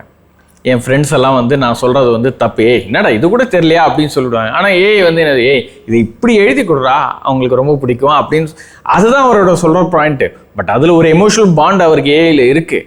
பட் அது இல்லாமையே நம்ம அதை வந்து ஒரு நாலேஜ் ஷேரிங்காக உண்டி வச்சுக்கிட்டா பெட்டர். அதை வந்து நீங்கள் ஒரு ப்ரொஃபஸராகவோ இல்லை உங்களுடைய ஒரு லைப்ரரியாவோ இல்லை அதுக்கான ஒரு வரையறையை வகுக்கணும். அதை மாதிரி ஒரு எமோஷனல் பாண்டிங் செப்பரேஷன் நமக்குள்ள தேவை கண்டிப்பாக. அதை வந்து அதான். ஆனால் எல்லா தப்பையும் ஏஐ மேலே எழுதிடாதீங்க. இது நான் எதனால சொன்னேன்னா நீங்க கம்ப்ளீட்டா ரீப்ளேஸ் பண்ணிடணும்னு சொல்லுங்க. ரீப்ளேஸ் பண்ணாது, அதுதான் நான் சொன்னேன். இல்ல ரீப்ளேஸ் பண்ணாது. அது தெரிஞ்சவங்க தான் தெரியாதவங்களே ரீப்ளேஸ் பண்ணுவாங்கன்னு சார். இது எல்லாமே இப்போ நம்ம கிட்ட தான் சார் இருக்கு. நம்ம அப்போ ஸ்டார்டிங்கில் சொன்ன மாதிரி தான், எக்ஸாம்னால நம்ம அதுலேருந்து ரெஃபரன்ஸ் எடுத்துக்கிற மாதிரி அதுலேருந்து சும்மா 4 வார்த்தை ஆய் பாய் அவ்வளோ அதோட எடுத்துக்கணுமே தவிர மற்றபடி ரொம்ப அந்த எமோஷனல் உள்ள மூழ்கி மேரேஜ் கிரேஜ் அந்த அளவுக்கு போகிற அளவுக்கு ஒன்றுமே இல்லை. எனக்கு இது வரைக்கும் இந்த மாதிரி நடந்ததில்லை, இதுக்கப்புறம் நடக்கூடாதுன்னு கடவுளை வேண்டிக்கிறேன். ஆனால் நீங்கள் ரொம்ப அதை வந்து ரொம்ப ஒரு புக் படிக்கிற மாதிரி யூஸ் பண்ணணும்னு நினைக்கிறீங்க. கண்டிப்பாக ரொம்ப உள்ளே மூழ்கிடக்கூடாது. நீங்கள் சொல்லுங்கள். ஆனால் இங்கே வந்து ஏஐ கிட்ட வந்து அவங்க டேட்டா கொடுக்குறவங்க என்ன நினச்சி கொடுக்குறாங்கன்னா, இங்கே ஆல்ரெடி நிறைய பேர் யூஸ் பண்ணுறாங்க. ஒருத்தர் 2 பேர் யூஸ் பண்ணால் நம்மளோட டேட்டாவை திருடலாம், இல்லை வேறு எதனா மிஸ்யூஸ் பண்ணலாம்னா இங்கே வந்து கோடிக்கணக்கான பேர் இங்கே வந்து டேட்டா அந்த ஏஐ யூஸ் பண்ணிட்டு தான் இருக்காங்க. அப்போ அந்த கோடிக்கணக்கான பேர் யூஸ் பண்ணுறாங்க, என் டேட்டாவை மட்டுமே எடுத்து மிஸ்யூஸ் பண்ணிட போகிறாங்க அப்படின்ற தாட் எல்லாருக்குமே இருக்குது. அதனால அவங்க தைரியமா ஷேர் பண்றாங்க எல்லாமே. இப்போ ChatGPT வந்து நம்ம ஃபர்ஸ்ட் டைம் வந்து டவுன்லோட் பண்ணும்போது எத்தனை பேர் அதை கவனிச்சோன்னு தெரியல. ஃபர்ஸ்ட் டைம் டவுன்லோட் பண்ணும்போது இந்த மாதிரி உங்க கான்வர்சேஷன் வந்து நாங்கள் ஏஐக்கு யூஸ் பண்ணிக்கலாமா, இந்த மாதிரி வந்து அதை டெவலப் பண்ணுறதுக்கு நாங்கள் யூஸ் பண்ணலாமான்னு நம்மளை கேட்கும். உங்கள் கான்வர்சேஷன் நாங்கள் வந்து யூஸ் பண்ணிப்போம். நான்லாம் வந்து மோஸ்ட்லி ஸ்டடீஸ்க்கும் அப்புறம் சம்டைம்ஸ் வந்து ஏதாவது ஃபோட்டோஸ் இமேஜஸ் ப்ராம்ப்ட் வச்சு ஜென்ரேட் பண்ணுறதுக்கு யூஸ் பண்ணுவேன். ஸோ அப்போ அது என்ன கேட்குமா, ஓகே நீங்கள் இப்போ இது யூஸ் பண்ணதை வச்சு நான் வந்து அதை ட்ரெயின் பண்ணிக்கிறதுக்கு நாங்கள் யூஸ் பண்ணிக்கலாமா, உங்கள் சேட்ஸை நாங்கள் வந்து டேட்டா வந்து எடுத்துக்கலாமா அப்படின்ட்டு அது கேட்கும். ஸோ நம்ம அதை அக்செப்ட் பண்ணுவோம். ஒரு சில பேர் அக்செப்ட் பண்ணுவோம், ஒரு சில பேர் வந்து தெரியாமே அந்த நாலேஜே இல்லாமல் ஓகே அது ஏதோ அப்படின்னு சொல்லிட்டு அக்செப்ட் பண்ணுவோம். இப்போ கண்டிப்பாக நம்ம டேட்டாஸை வந்து அவங்க எடுக்க தான் செய்வாங்க. அதை இன்னும் டெவலப் பண்ணுறதுக்கு கண்டிப்பாக எடுக்க தான். எலக்ட்ரிசிட்டி இன்வெர்ட் பண்ணும்போது ஃபஸ்ட்டு பல்புக்கு தான் ஒரு வெளிச்சம் கொடுக்கணும் ஒரு இடத்துல இரவுலையும் அப்படின்னு ஆரம்பித்தாங்க. அதுக்கப்புறமா அதனுடைய ஒவ்வொரு ஸ்டேஜஸ்லேயும் டெலிவிஷன், உங்கள் வீட்டு ஃபுல்லாக டெக்கரேஷன், அப்புறமா இன்றைக்கி மொபைல் ஃபோன் சார்ஜ், இது எலக்ட்ரிசிட்டி இன்வென்ட் பண்ணவருக்கு தாமஸ் ஆல்வா எடிசனுக்கு தெரியுமா இந்த அளவுக்கு இதை யூட்டிலைஸ் பண்ணும். அதனால் நம்ம கொடுக்குற எல்லா டேட்டாவும் எல்லா விதத்துக்கும் ட்ரெயின் ஆக தான் செய்யும். அதை வந்து நீங்கள் தடுக்கவே முடியாது. அதாவது இங்கே நம்மக்குள்ளே இருக்கணும் அந்த ஒரு கம்பேஷன், எத்திக்கலாக நான் இருக்கணும்ன்றத யாரும் உங்களை மாற்றவே முடியாது, ஏஐ மாற்ற முடியாது. நீங்கள் ஒரு நேர்மையாக இருக்கணும், நான் நேர்மையான ஒரு கருத்துக்களை தான் சொல்லணும், வைராலிட்டிக்கோசரம் ஃபேக்காக ஒரு பண்ணக்கூடாதுன்றது எத்திக்கல் அண்ட் வைரல் இல்லாமல் இருக்கிறது என்கிட்டேருந்து வரணும். அதை தானே அந்த போப்னோட அட்ரஸ்லையும் இருக்குது. ஒரு எத்திக்கலாக ஹியூமனோடைய நல்லதுக்கு இருக்கணும். அதனால தான் அவர் ஏன் அட்ரஸ் பண்ணுறாரு. டேட்டா யூசேஜ் பற்றி நம்ம நிறையா பேசுகிறோம். ஆக்சுவலாக நம்ம வந்து இது என்னுடைய அறிவை மழுங்கடிக்க செய்கிறதா அப்படின்னு சொல்லி நம்ம அங்கே ஸ்டார்ட் பண்ணும்போது அது கண்டிப்பாக இல்லை. அதை நம்ம எப்படி யூஸ் பண்ணிக்கிறோம், எப்படி யூட்டிலைஸ் பண்ணுறோம். நான் ஒரு விஷயத்தை நான் எடுத்துக்கிறேன், ஒரு ஏதோ ஒரு லீவ் லெட்டர், ஏதோ ஒரு சம்திங், நான் ஒரு கண்டென்ட் நான் எடுத்துக்கிறேன். அதை எடுத்த கண்டென்ட்டை எனக்கு தேவைக்கு ஏற்ற மாதிரி நான் அதை மாற்றிக்கிறேன். ஸோ அப்போ அதில் என்னுடைய ஒர்க்கும் அதில் இருக்கணும். ஒரு ஃபோட்டோ எடிட்டிங் நான் பண்ணுறேன், எனக்கு தேவையான விஷயத்தையும் நான் அதில் என்ன பண்ணணும், கொடுக்கணும். என்னுடைய ஒரு அசிஸ்டண்ட்டாக அதை நான் பயன்படுத்தி கொள்கின்ற பொழுது அதை எப்படி பயன்படுத்தணும்னு எனக்கு தெரிஞ்சுக்கிறப்போ என்னுடைய வேலை வாய்ப்பு என்கிட்ட ரீட்டைன் ஆகும், என் வேலை வாய்ப்பு என்கிட்ட இருந்து பறித்து கொள்ளப்படாது அப்படிங்கிற ஒரு விஷயத்தை நம்ம என்ன பண்ணோம் தெரிஞ்சுக்கிட்டோம். அப்போ அதை எப்படி யூஸ் பண்ணணும் அப்படின்னு சொல்லி.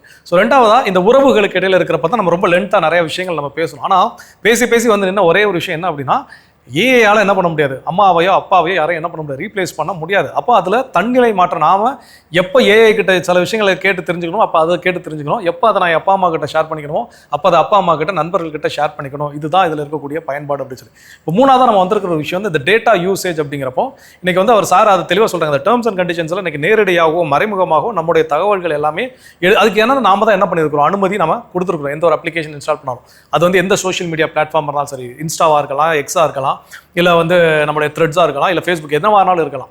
அது எல்லாத்துலேயும் நான் என்னுடைய டேட்டாவை பகிர்ந்து கொள்ளலாம், நீங்கள் வந்து எடுத்து பயிற்சிக்காக பயன்படுத்தி கொள்ளலாம்னு கொடுக்குறப்போ டேட்டா பகிர்ந்து. இப்போ இதில் என்னுடைய கேள்வி என்னென்னா, நம்ம ஏவி பார்க்குறப்போ ஒருத்தவங்க கேட்டிருந்தாங்க, இந்த டேட்டா இதை வந்து தவறான வழிகளில் பயன்படுத்த முடியாது அப்படிங்கிறதுக்கு யார் அத்தாரிட்டி கொடுக்குறாங்களா, இதுக்கு உறுதிப்படுத்துகிறார்களா? இது சில நேரங்களில் வந்து சில டேட்டா தெஃப்டாக இருக்குது. இங்கேருந்து சில செலிபிரிட்டிஸோடைய ஃபோட்டோஸ், சில செலிபிரிட்டிஸோடைய பர்சனல் டீட்டெயில்ஸ்லாம் என்ன லீக் ஆகக்கூடிய சில விஷயங்கள் இன்றைக்கி நம்மளே நிறையா சமூக வலைதளங்களையும் சரி செய்திகளையும் நம்ம என்ன பண்ணியிருக்கிறோம், படிச்சிருக்கிறோம். அப்போ என்னுடைய தகவல்கள் எனக்கு நேரடியாகவோ மறைமுகமாகவோ நான் என்ன பண்ணுறேன், ஏஐக்கு நான் கொடுத்துக்கிட்டே இருக்கிறேன் அதனுடைய பரிணாம வளர்ச்சிக்காக அப்படின்னு இருந்தாலும் இது பாதுகாப்பாகவே தான் இருக்கும் அப்படிங்கிறதுக்கு எதுவும் உத்தரவாதம் இருக்குதா சார்? இது வந்து இப்போது நம்ம எல்லாருமே ஏன் ஏஐ கற்றுக்கிட்டோம், ஏஐ கற்றுக்கிட்டோம்னா நம்ம வந்து ஒரு இல்லிட்ரேட் எட்டிப்போம். அது மாதிரி ஏஐனுடைய ஆத்தென்டிசிட்டியே ரைட்டாக இல்லைன்றதுக்கு ஒரு செக்ஸ் அண்ட் பேலன்சஸ் வரும். இப்போ இன்றைக்கி பார்த்தீங்களான்னா கிளாட்லலாம் போனீங்களான்னா, பெர்ப்ளெக்சிட்டிலாம் போனீங்களான்னா, பெர்ப்ளெக்சிட்டி வந்து அது வந்து ஒரு சாட்ஜிபிட்டியோ ஒரு ஜெமினியோ ஒரு கிளாடோ இல்லை, ஒரு வெப் சர்ச். இது எல்லாத்தையும் கம்பைன் பண்ணி நாலேஜை கொடுக்குது. ஒரு சாட்ஜிபிட்டி கொடுக்குற நாலேஜ் எடுத்துக்குது, கிளாடு, ஜெமினி, அப்புறமா வெப் சர்ச். இது எல்லாத்துலேருந்தும் நாலேஜை வச்சு அது வந்து ஒரு இன்ஃபர்மேஷன் கொடுக்குது. அந்த மாதிரியான ஒரு sex and balances. For example நீங்கள் ஒரு லா ரிலேட்டடாக ஒரு கேள்வி கேட்குறீங்க அப்படின்னா அதுக்கு முன்னாடி நம்மளுடைய ஒவ்வொரு கண்ட்ரியோட லாஸ் என்ன, அதுக்கான ஒரு மாடல்ஸ் ஒவ்வொருத்தரும் ட்ரெயின் பண்ண ஆரம்பிப்பாங்க. அதை இது அலசினேட் பண்ணும். பட் அதுலேருந்து ஒரு கிராஸ் வெரிஃபிகேஷன் பண்ணி ஆத்தென்டிசிட்டி, இதுவுமே என்னோட ஒரு எவல்யூஷனில் வரதான் செய்யும். நீங்கள் கொடுக்குறது எல்லாமே. இப்போ நீங்கள் பார்த்தீங்கன்னா ஃபோட்டோஷாப் யூஸ் பண்ணிங்கன்னா இமேஜை நீங்கள் ஃபோட்டோஷாப்பில் ஆல்ட்ரு பண்ணால், ஒரு ஒரிஜினல் கேமரா ராலேருந்து எடுக்கிற இமேஜை ஆல்ட்ரு பண்ணால் ஃபோட்டோஷாப் என்ன சொல்லியிருக்காங்கன்னா, நாங்கள் இதுக்குள்ள ஒரு இன்டர்னல் இன்விசிபிள் வாட்டர் மார்க்கிங் வச்சுருக்கோம். ஒரு ஏஐயில் ஆல்டர் பண்ண இமேஜை வந்து இது எங்களோட அப்ளிகேஷன்ஸில் கொடுத்தீங்கன்னா இது ஏஐயில் ஆல்டர் பண்ணியிருக்காங்க அப்படின்னு கொடுக்கும். இந்த மாதிரியான செக்ஸ் அண்ட் பேலன்சஸ் ஏன் வருது? யார் வேணால் ஈஸியாக எதை வேணால் ஆல்டர் பண்ணி போட்டுடலான்றதுனால தானே ஃபோட்டோஷாப் அதை பண்ண வேண்டிய நிலைமைக்கு வருது. இந்த மாதிரி எல்லாத்துக்குமே இந்த செக்ஸ் அண்ட் பேலன்சஸ் கண்டிப்பாக வரும். ஒரு தவறு இல்லைன்னா அது சரிச்சு அமைச்சிக்க முடியுமே தவிர, தவறு நடக்கலைன்னா நம்ம எல்லாமே கரெக்டுன்னு தான் நினச்சிருப்போம். நம்ம ஓவர் டிபெண்ட்டாகவும் இருக்கக்கூடாது. அது கொடுக்குறதே 100% கிடையாது தான். ஆனால் ஒரு காலகட்டம் வரும், ஒரு 70% 80% அதை நம்புகிற பீப்புளோட எண்ணிக்கை மாறதான் செய்யும். ஸோ பேசிக்காக என்னென்னா, நம்ம எல்லாருக்குமே ஒவ்வொரு புது டெக்னாலஜி வரும்போது ஒரு சில பயங்கள் இருக்கத்தான் செய்யுது. ஸோ மொதல் மனுஷன் சைக்கிள் ரிக்ஷா அப்படின்னு கொண்டு போகிறப்போ ஆள் இழுத்துட்டு போகக்கூடிய ரிக்ஷா இருந்துச்சு. அப்புறம் அதை என்ன பண்ணாங்கன்னா, அவன் மனிதனை இழுப்பது ஒரு சமநீதி சமத்துவத்திற்கு எதிராக ஒன்றா இருக்குது. அதனால் மனுஷன் என்ன பண்ணக்கூடாது, இழுக்கக்கூடாது. ஸோ ஒரு சைக்கிள் என்ன பண்ணுங்க, இல்லை ஒரு மோட்டார் வச்சு என்ன பண்ணுங்க கொண்டு போங்க. அப்போ அப்படிங்கிறப்போ அந்த மோட்டார் வாங்க வசதி இல்லாதவர்களுக்கு, அந்த மோட்டார் சைக்கிள் வாங்கக்கூடிய வசதி இல்லாதவர்களுக்கு, நானே என்ன பண்ணியிருப்பேன், என் மாடு மாதிரி உழைச்சி என் குடும்பத்தை நான் காப்பாற்றிருப்பேன். ஆனால் எனக்கு அந்த வசதி இல்லை, என்னுடைய தொழில் பறிக்கப்படுகிறது அப்படிங்கிற ஒரு விஷயம் நடக்கத்தான் செஞ்சுது. ஆனால் சமநீதியை நம்ம முன்னிலைப்படுத்தி என்ன பண்ணோம், ஓகே அப்படின்னு நம்ம அதை கடந்து வந்தோம். அதுக்கடுத்த ஒரு காலகட்டம் வருகின்ற பொழுது எனக்கு ஆட்டோ ரிக்ஷா அப்படிங்கிற ஒரு கான்செப்ட் வரும்போது இதை காட்டில் இன்னும் ஸ்பீடாக என்ன பண்ண முடியும், நம்ம கம்மியான எனர்ஜியில் ஆட்களை நம்ம கொண்டு சீக்கிரம் சேர்க்க முடியும் அப்படின்னு சொல்கிறப்போ அடுத்த ஒரு ஜென்ரேஷன்ஸ் என்னாச்சு, பாதிக்கப்பட்டாங்க. என்னால் இவ்வளோ பெரிய ஆட்டோ வாங்குறதுக்கான வசதி வாய்ப்பு என்கிட்ட கிடையாது. ஆனால் இன்றைக்கி என்ன பண்ணிருக்கோம், நிறைய ஆட்டோக்கள் போய்கிட்டு இருக்கோம். அதுக்கடுத்து எனக்கு இருக்கக்கூடிய பைக் டாக்ஸி அப்படிங்கிற ஒரு கான்செப்ட் வந்த பிறகு நிறைய ஆட்டோ டிரைவர் சொல்லக்கூடிய முரண் என்ன அப்படின்னு பார்த்தீங்கன்னா, இன்னைக்கு இந்த பைக் டாக்ஸிஸ் நிறையா வந்ததுனால என்னுடைய ஆட்டோ தொழில் என்ன பண்ண ஆரம்பிச்சிருச்சு, பாதிக்கப்பட ஆரம்பிச்சிருச்சு அப்படின்னு சொல்லுது. ஸோ இப்போ ஒவ்வொரு டெக்னாலஜி ஏதோ ஒரு சில விஷயங்கள் புதுசாக கண்டுபிடிக்க ஏதோ ஒரு பக்கம் பிரச்சனைகள் இருக்கத்தான் செய்கிறது. அது இல்லை அப்படின்னு நம்ம என்ன முடியாது, சொல்ல முடியாது. அப்போ அதை சொல்லுகின்ற பொழுது அப்போ ஒரு 100 பேர் வாழணுங்கிறதுக்காக 10 பேர் செத்தா சரியில்லையா அப்படிங்கிற அடுத்த கேள்வி நமக்குள்ள என்ன பண்ணத்தான் செய்யும், வரத்தான் செய்யும். பட் இதை எப்படி நான் பொறுப்பாக நான் என்னுடைய தன்னிலை மாற்றத்திலிருந்து நான் பயன்படுத்திக்கிட்டேனோ, நான் என்னைக்கு ஃபஸ்ட் என்னையை சேஞ்ச் பண்ணிக்கிறேனோ என் நண்பர்கள் என்னை அடுத்து சேஞ்ச் பண்ணிக்குவாங்க. நான் என் நண்பர்கள் சேஞ்ச் ஆகிறப்போ அடுத்த என்னுடைய சொந்தக்காரங்க சேஞ்ச் ஆகிக்குவாங்க. ஒரு குறிப்பிட்ட ஒரு சின்ன ஒரு லெவல் ஒரு 10-20 பேர் கொண்ட சமூகம் சேஞ்ச் ஆகும். அது 100ஆக மாறும், 200ஆக மாறும், அப்புறம் ஒரு கிராமமாக ஊராக அடுத்த நாடாக மாறக்கூடிய மாற்றம் என்பது நம்ம கையில் இருக்குது. ஸோ அப்போ அந்த ஏஐ பார்த்து நம்ம பயப்படலாமா வேணாமான்னு கேட்டால் பயப்பட தேவை இல்லை. அதை எப்படி நம்ம பயன்படுத்தணுங்கிறத நாம் கற்றுக்கொண்டாலே போதுமானது அப்படிங்கிறது. இப்போ லாஸ்ட்டாக ஒரு சின்ன ஒரு ஃபைனல் செஷன்ஸ் தான். நான் சில விஷயங்கள் சொல்கிறேன், நடக்கக்கூடிய பிரச்சனைகள், ஆனால் அதை வேறு விதமாக என்ன பண்ணலாம், மாற்றி பயன்படுத்தலாம். அதை எப்படி மாற்றி பயன்படுத்தலாம் அப்படிங்கிறத நீங்கள் என்ன பண்ணுங்கள், ஒரு சில ஆலோசனைகள் நீங்கள் சொல்லுங்கள். ஓகேங்களா? ஃபஸ்ட்டு விஷயம், இந்த ஃபோட்டோ மார்ஃபிங், ஃபேஸ் மார்ஃபிங் அப்படிங்கிறது இன்றைக்கி ஏஐ வந்ததுக்கப்புறம் ரொம்ப ரொம்ப ஈஸியாக ஒருத்தருடைய தலையெடுத்து இன்னொருத்தருடைய உடலை பொருத்தி என்ன வேணாலும் பண்ண முடியுது. இது நடக்கக்கூடிய தீமை. இப்படி நடக்குங்கிறத நான் சொல்லிட்டேன். இதே டெக்னாலஜியை வேறு எப்படி நல்ல விதமாக இமேஜ் அப்ஸ்கேலிங்க்கு யூஸ் பண்ணலாம். இப்போது இந்த 2026 மேக்ஸிமம் வந்து எல்லாரும் எக்ஸ்பெக்ட் பண்ணுற இந்த 80,000 ஒரு மாதத்துக்கு வரணும், அந்த மாதிரி சம்பளம் இருக்கும்போது, அந்த மாதிரி ஒரு சுச்சுவேஷனில் இருக்கும்போது நம்மளால ஒரு ஃபோட்டோகிராஃபை நம்மளால் அஃபோர்ட் பண்ண முடியாது. இது ஒரு ஒரு அதுக்குள்ளே போனால் அதுக்கு நம்ம சிம்பிளாக கொடுத்தா நம்மளுக்கு அடுத்த செகண்ட்ல நம்ம வருது. ஸோ நல்ல குவாலிட்டி கம்மியான ஃபோட்டோ ஒரு அப்ஸ்கேல் பண்ணா பயன்படுத்திக்கலாம்ங்கிறது. நீங்கள் இப்போ வந்து ஒருத்தவங்களை பார்த்து இன்ஸ்பயர் ஆயிருக்கும். இப்படி வந்து முடி வச்சுக்கலாம், நம்மளுக்கு வந்து இந்த மாதிரி கண் இருந்தால் நல்லா இருக்கும் அப்படின்னு சொல்லி இன்ஸ்பயர் ஆகும்பொழுது அந்த மார்ஃபிங் வச்சு அவங்க ஆசைப்பட்டதெல்லாம் வந்து நம்ம வந்து இப்படி இருந்தால் எப்படி இருப்பாங்கன்னு சொல்லிட்டு அவங்க ஆசைப்பட்டதெல்லாம் அந்த மார்ஃபிங் வச்சோ அவர் வந்து ஃபோட்டோ எடிட்டிங் வச்சு அவங்களால பண்ண முடியுது. நான் எப்படி இருக்கணும், என்னோட ஹேர் ஸ்டைல் எப்படி இருக்கணும், என்ன இது ஒரு சில ஐடியாஸ் கேட்டு அதை வச்சு பயன்படுத்திக்கலாம் அப்படிங்கிறேன். சரி, எஜுகேஷன் பர்பஸ் இந்த ஃபோட்டோ மார்ஃபிங் வந்து இப்போ ஒரு கதை புத்தகம் படிக்கிறோன்னா அந்த கதை புத்தகத்தோட மெயின் கேரக்டர் என்னையா நினச்சி ஒரு ஃபோட்டோவை பார்த்து நான் படித்தா அது இன்னும் நல்லா எஃபெக்டிவாக இருக்கும்னு நான் ஃபீல் பண்ணுறேன் சார். ஸோ அதனால் ஒரு ஹீரோ ரோல் அப்படிங்கிறத நான் என்னைய அதில் இமேஜின் பண்ணிக்கலாம் அப்படிங்கிறது. நீங்கள் சொல்லுங்கள். எங்கள் காலேஜில் வந்து ஐபிஎம் சொல்லிட்டு ஒரு கேம்ப் வச்சாங்க ஃபஸ்ட்டு 4 டேஸ்க்கு. அதுக்கு என்ன ஆச்சுன்னா உங்களோட ஃபோட்டோ வந்து பாஸ்போர்ட் சைஸ் ஃபோட்டோ வந்து வேணும்னு சொல்லிட்டு இருந்தாங்க. நானும் யோசிச்சேன், என்கிட்ட பாஸ்போர்ட் ஃபோட்டோ இல்லை, நீங்கள் வீட்டுக்கு போய் கூட எடுத்துகிட்டு வரலான்னு. அந்த டைமில் வீட்டுக்கு போவோம், வண்டியும் வேறு இல்லை, கொஞ்சம் தூரம்னால என்ன பண்ணிட்டேன், சரி எல்லாருமே ஃபோட்டோ வந்து ப்ராம்ப்ட் போட்டு இந்த மாதிரி ஸ்டைலாக என் பக்கத்தில் இந்த மாதிரி ஹீரோ நிற்கிற மாதிரி, இந்த மாதிரி ட்ரெஸ் எனக்கு வேணும், இந்த மாதிரி ஹேர் ஸ்டைல் எனக்கு வேணும்னு சொல்லிட்டு எல்லாம் பண்ணாங்க. ஸோ நம்ம எதுக்கு அது நம்ம என்ன கொடுத்தா அது பண்ணுது. அப்போ நம்ம ஃபோட்டோவை கொடுத்து எனக்கு இந்த சைஸில் வேணும், பாஸ்போர்ட் சைஸ் எனக்கு இந்த மாதிரி ஃபோட்டோ வேணும்னு சொன்னால் அதை ஏன் பண்ண சொல்லிட்டு நான் சரி அது சும்மா போடலாம், அதை வருதோ இல்லையோ சும்மா ட்ரை பண்ண நான் வைக்கும்போது அதே மாதிரி கரெக்டாக வந்துருச்சு. அதே என் ஃப்ரெண்ட்ஸ் நிறைய சொல்லிட்டு அவனுங்க எல்லாரும் பண்ணிட்டாங்க. சார் கேட்குறாரு, ஏன்னா ஃபோட்டோ இல்லை நீங்கள் எப்போ பண்ணுமா, இந்த மாதிரி சார் பண்ணோம். ஓ சூப்பரா யூஸ்ஃபுல்லாக பயன்படுத்திங்க சொல்லிட்டு பாஸ்போர்ட் சைஸ் ஃபோட்டோ ரெடி ஒவ்வொன்றுக்கும் சில டேர்ம்ஸ் இருக்கும். இப்போ ஒரு விசாக்கு தேவை பர்பஸ்னா அப்போ பேக்ரவுண்ட் இந்த மாதிரி இருக்கணும்னு ஒரு சில ரெஸ்ட்ரிக்ஷன்ஸ் இருக்குது, சில விஷயங்கள் ஃபாலோ பண்ணணும்னு. சில அப்ளிகேஷன் ஸ்டாம்ப் சைஸ் ஃபோட்டோ, அப்போ அதை வந்து என்ன பண்ணிக்கலாம், நான் ரெடி பண்ணிக்கலாம் அப்படிங்கிறது வேற. ஸோ இப்போ வந்து பார்த்தீங்கன்னா இந்த மாதிரி விஷயத்துக்கும் யூஸ் ஆகுது. அதே மாதிரி மெமரிஸ் க்ரியேட் பண்ணுறதுக்கு யூஸ் ஆகுது. ஸோ எனக்கும் வந்து பார்த்தீங்கன்னா சின்ன வயசில் வந்து என் கிராண்ட்பா நான் மிஸ் பண்ணிட்டேன். ஸோ அவர் கூட என்கிட்ட ஃபோட்டோஸ் இல்லை, என் சிஸ்டர் இருந்தாங்க. ஸோ நான் வந்து அதுக்கப்புறம் பிறந்தனால என் பாட்டி தாத்தா கூட 2 பேர் கூடமே எனக்கு ஃபோட்டோ இல்லை. ஸோ என் கிராண்ட்பா கூட ஃபோட்டோ எடுக்கணும்னா அதை யூஸ் பண்ணேன். ஸோ அதுவும் நம்மளுக்கு ஒரு மெமரி வந்து கிரியேட் பண்ணுற மாதிரி. நான் என்ன சொல்ல வரேன்னா, மார்ஃபிங்லாம் நடக்குது, இந்த மாதிரி நம்மளோட ஃபோட்டோஸ்லாம் திருடப்படுது அப்படின்னு சொல்கிறேன். ஸோ நம்ம சேஃபான ஒரு இதில் ஆப்பில் வந்து நம்மளோட ஃபோட்டோஸ் யூஸ் பண்ணி ஜென்ரேட் பண்ணுறது மாதிரி சேஃபானது. அதுக்கு நம்மளுக்கு ஜென்ரல் நாலேஜ் இருக்கணும், எதில் யூஸ் பண்ணணும், எதில் போகணும். ஸோ ஓகே, இப்போ வந்து ஒரு சின்ன ஒரு விஷயத்துக்கு இன்றைக்கி இவ்வளோ தீர்வுகள் நம்ம என்ன பண்ணியிருக்கிறோம் சொல்லிட்டு இருக்கிறோம். ஜஸ்ட் ஒரு ஃபோட்டோ மார்ஃபிங் எனக்கு வந்து ஏஐனால பலர் தயக்கத்தை காட்டக்கூடிய ஒரு சில விஷயங்கள். ஸோ இப்போ இந்த ஃபோட்டோ அப்படிங்கிற என்னுடைய டேட்டா காமனாக என்னுடைய ப்ரொஃபைல், என்னுடைய சோஷியல் மீடியா ப்ரொஃபைலேருந்து யாரும் எடுத்துக்கூடாதுன்னா அதிலே செட்டிங்ஸில் போய் நம்மளுடைய செட்டிங்ஸை லாக் பண்ணுறதுக்கான ஃபெசிலிட்டிஸ் இருக்குது. அப்போது என்னுடைய ஃபோட்டோவை இன்னொருத்தங்க எடுத்து மிஸ்யூஸ் பண்ணுறதுக்கான வாய்ப்புகள் கிடையாது. இன்னொரு தேர்ட் பார்ட்டி கொலாஜ் அப்ளிகேஷன்ஸ் அப்படின்னு சொல்லப்படக்கூடிய நம்ம நெட்லேருந்து நம்ம டவுன்லோட் பண்ணக்கூடியது, ஃப்ரெண்ட்ஸ் சொன்னாங்கன்னு சொல்லி இந்த மாதிரியான விஷயங்களை அவாய்ட் பண்ணிக்கிட்டாலே நம்மளுடைய ஃபோட்டோஸ் அனாவசியமாக வெளியே ஷேர் ஆகிறதையும் தவிர்க்க முடியும். அதில் ஃபோட்டோ மார்ஃபிங்கில் அதை மிஸ்யூஸ் பண்ணுறதுக்கான விஷயத்தை நம்மளால் குறைத்துக்கொள்ள முடியும். நல்ல விஷயங்களுக்கும் இதுக்கும் பயன்படுத்த முடியும். இப்போ 2வது விஷயம், இப்போ வாய்ஸ் மாடுலேஷன் அப்படின்னு ஒன்று இருக்குது. முந்தி வந்து ஒரு கொரியன் மொபைல் ஃபோன் ஒன்று இருக்கும். அந்த கொரியன் மொபைல் ஃபோன் நாங்கள் காலேஜ் படிக்கக்கூடிய காலகட்டத்தில் என்ன பண்ணுவோம்னா அதில் வாய்ஸ் சேஞ்சர் ஒரு அப்ளிகேஷன்ஸ் ஒன்று இருக்கும் டிஃபால்ட்டாக. அப்போ வந்து ஆம்பளை பேசினா அது லேடிஸ் வாய்ஸில், லேடிஸ் பேசினா ஆம்பளை வாய்ஸில் அப்படின்னு மாற்றி மாற்றி கிட்டத்தட்ட ஒரு 6 டைப் ஆஃப் வாய்ஸஸ் அதில் இருக்கும். நான் என்ன பண்ண ஃப்ரெண்ட்ஸுக்கு ஏதாவது புது சிம் வாங்கிட்டோன்னா உடனே ஃபோன் பண்ணி இவர் இருக்காரா அவர் இருக்காரா அப்படின்னு சொல்லி பொம்பளை பிள்ளைங்க பேசுகிற மாதிரிலாம் இப்போலாம் என்ன பண்ணுவோம், விளையாட்டுக்கெல்லாம் நிறைய விஷயங்கள் செஞ்சுடும். ஆனால் இன்றைக்கி வந்து அது ரொம்ப சீரியஸாக பிறருடைய தகவல்களை திருடுவதற்கோ பிறரிடம் பொருட்களை பறிப்பதற்கோ நிறைய விஷயத்துக்கு அந்த வாய்ஸ் மாடுலேஷன் அப்படிங்கிறது இன்றைக்கி நெகட்டிவாக பயன்படுத்தப்படுது. நம்ம எல்லாருக்கும் தெரிஞ்ச ஒன்று. இப்போ இதை எப்படி பாசிட்டிவாக நம்ம ஜெமினி ஏஐலமே அந்த ஒரு ஆப்ஷன் இருக்கு. நம்மளோட வாய்ஸ் கொடுத்து நம்ம ஒரு கண்டென்ட் கொடுத்து நீ எனக்காக பாடி கொடு, என் குரல்லையே வேணும்னாலுமே அது பாடி கொடுக்கும். அதுவுமே எங்களுக்கு ஒரு கேம்ப்ல சொல்லி கொடுத்தாங்க. நம்ம வாய்ஸ் யாராலையும் கேட்க முடியல. இப்போ நான்லாம் பாட ஆரம்பிச்சேன்னா நீங்களே எந்திரிச்சு ஓடிடுவீங்க.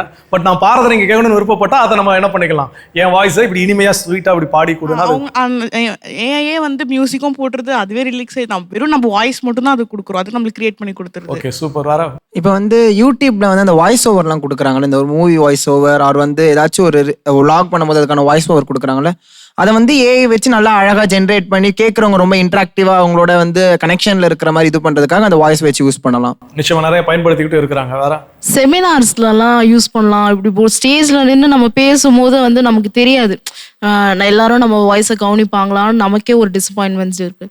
இப்போ நான் ஒரு ஏஐல வந்து நான் போடுறேன், ஸோ என் வாய்ஸில் வந்து இது பண்ணி கொடு அப்படின்னு சொல்லிட்டு பேசும்போது சரி நமக்கே ஒரு தாட் வருது, நம்ம பேசிடலாம், அதில் இருக்கிற வேர்ட்ஸ்லாம் நமக்கு வந்து லைக் நம்மளே பேசுகிற மாதிரி ஒரு ஃபீல் ஆகுது. ஸோ ஒரு சின்ன கான்ஃபிடென்ஸ் வந்து வருது நமக்குள்ள அப்படின்னு ஒரு ஓகே. நீங்கள் சார் இந்த பழைய ஆர்டிஸ்ட் நம்ம ரீசெண்டாக கூட பார்த்துருப்போம், எஸ்பிபி சாரோட வாய்ஸ் மாதிரியே வந்து அவங்க பாட்டு பாடுற மாதிரிலாம் பண்ணது வந்து நிறைய பேருக்கு வந்து என்ஜாயபிளாக இருந்துச்சு. இன்னொரு விஷயம் வந்து நம்ம ஆடியோ புக்ஸ் கிரியேட் பண்ணலாம்னு நினைக்கிறேன் சார். நிறைய ஏஐ ஹெல்ப் வச்சு இப்போ லிட்டரி எவிடன்ஸாக இருக்கிறத வந்து நம்ம சில பேருக்கு படிக்க தெரியாதவங்களுக்கு கூட நம்ம ஆடியோ புக்ஸாக போனால் அது இன்னும் ரொம்ப எஃபெக்டிவாக இருக்கும் நான் ஃபீல் பண்ணுறேன். நிச்சயமாக ஆடியோ புக்ஸ் அப்படிங்கிறப்ப நாட் ஓன்லி படிக்க தெரியாதவங்க மட்டும் இல்லை, எனக்கு கண் தெரியாதவங்க நிறைய பேருக்கு என்ன அப்படின்னா அந்த ஆடியோ புக்ஸ் தான் அவங்களுக்கு வந்து மிகப்பெரிய பயனுள்ளதாக இருக்குது. ஸோ இப்போ ஏஐ வாய்ஸ் ஜெனரேட்டர் வச்சு நம்ம அதுவும் என்ன பண்ணிக்கலாம், பயன்படுத்திக்கலாம். நல்ல விஷயம். ஒரு சிலருக்கெல்லாம் வாய்ஸ் வந்து ஒரு மாதிரி கட்ட குரலாக இருக்கும், அவங்களாம் வந்து இந்த ஏஐ யூஸ் பண்ணி இன்னும் நல்லா பண்ணலான்றேன். Okay super super. அதுக்கப்புறம் நம்ம வந்து மிஸ் பண்ணவங்க அவங்களோட வாய்ஸ் நம்ம கேட்கணும்னு நினச்சாலோ இல்லை இப்போ என்னோட ஸ்பெஷல் டே அப்போ கூட வந்து பார்த்தீங்கன்னா என் கிராண்ட்மா நான் மிஸ் பண்ணனால ஸோ எங்கள் வீட்டு ஆளுங்களாம் அவங்க வாய்ஸில் வந்து எனக்கு விஷ் பண்ணுற மாதிரியும் ஸோ நீ வந்து இதுவாரு நல்லா சந்தோஷமா இரு, நான் இல்லைன்றதை நீ ஃபீல் பண்ணாத அப்படின்னு சொல்கிறதும் வந்து நம்மளுக்கு ஒரு நல்ல விஷயம் தானே. ஏன்னா நம்ம அவங்களை மிஸ் பண்ணுறோம், இருந்தாலும் உங்கள் வாய்ஸ் நம்ம ஸ்பெஷல் டேயில் கேட்கும் போது நம்மளுக்கு ஒரு ஹாப்பினஸ், ஒரு அந்த எமோஷனல் ஃபீலிங் தான் நமக்கு ஒரு ஹாப்பினஸ் இருக்கும். ஸோ அதுக்கும் வந்து நல்ல விஷயம் தான் அந்த மாதிரி வாய்ஸ் யூஸ் பண்ணுறோம். அப்புறம் இந்த இதை வந்து நம்ம மற்றவங்க யூஸ் பண்ண போல நம்மளுக்கு யூஸ் பண்ணுற நம்மளோட ஹாப்பினஸ்க்காக யூஸ் பண்ணணும்.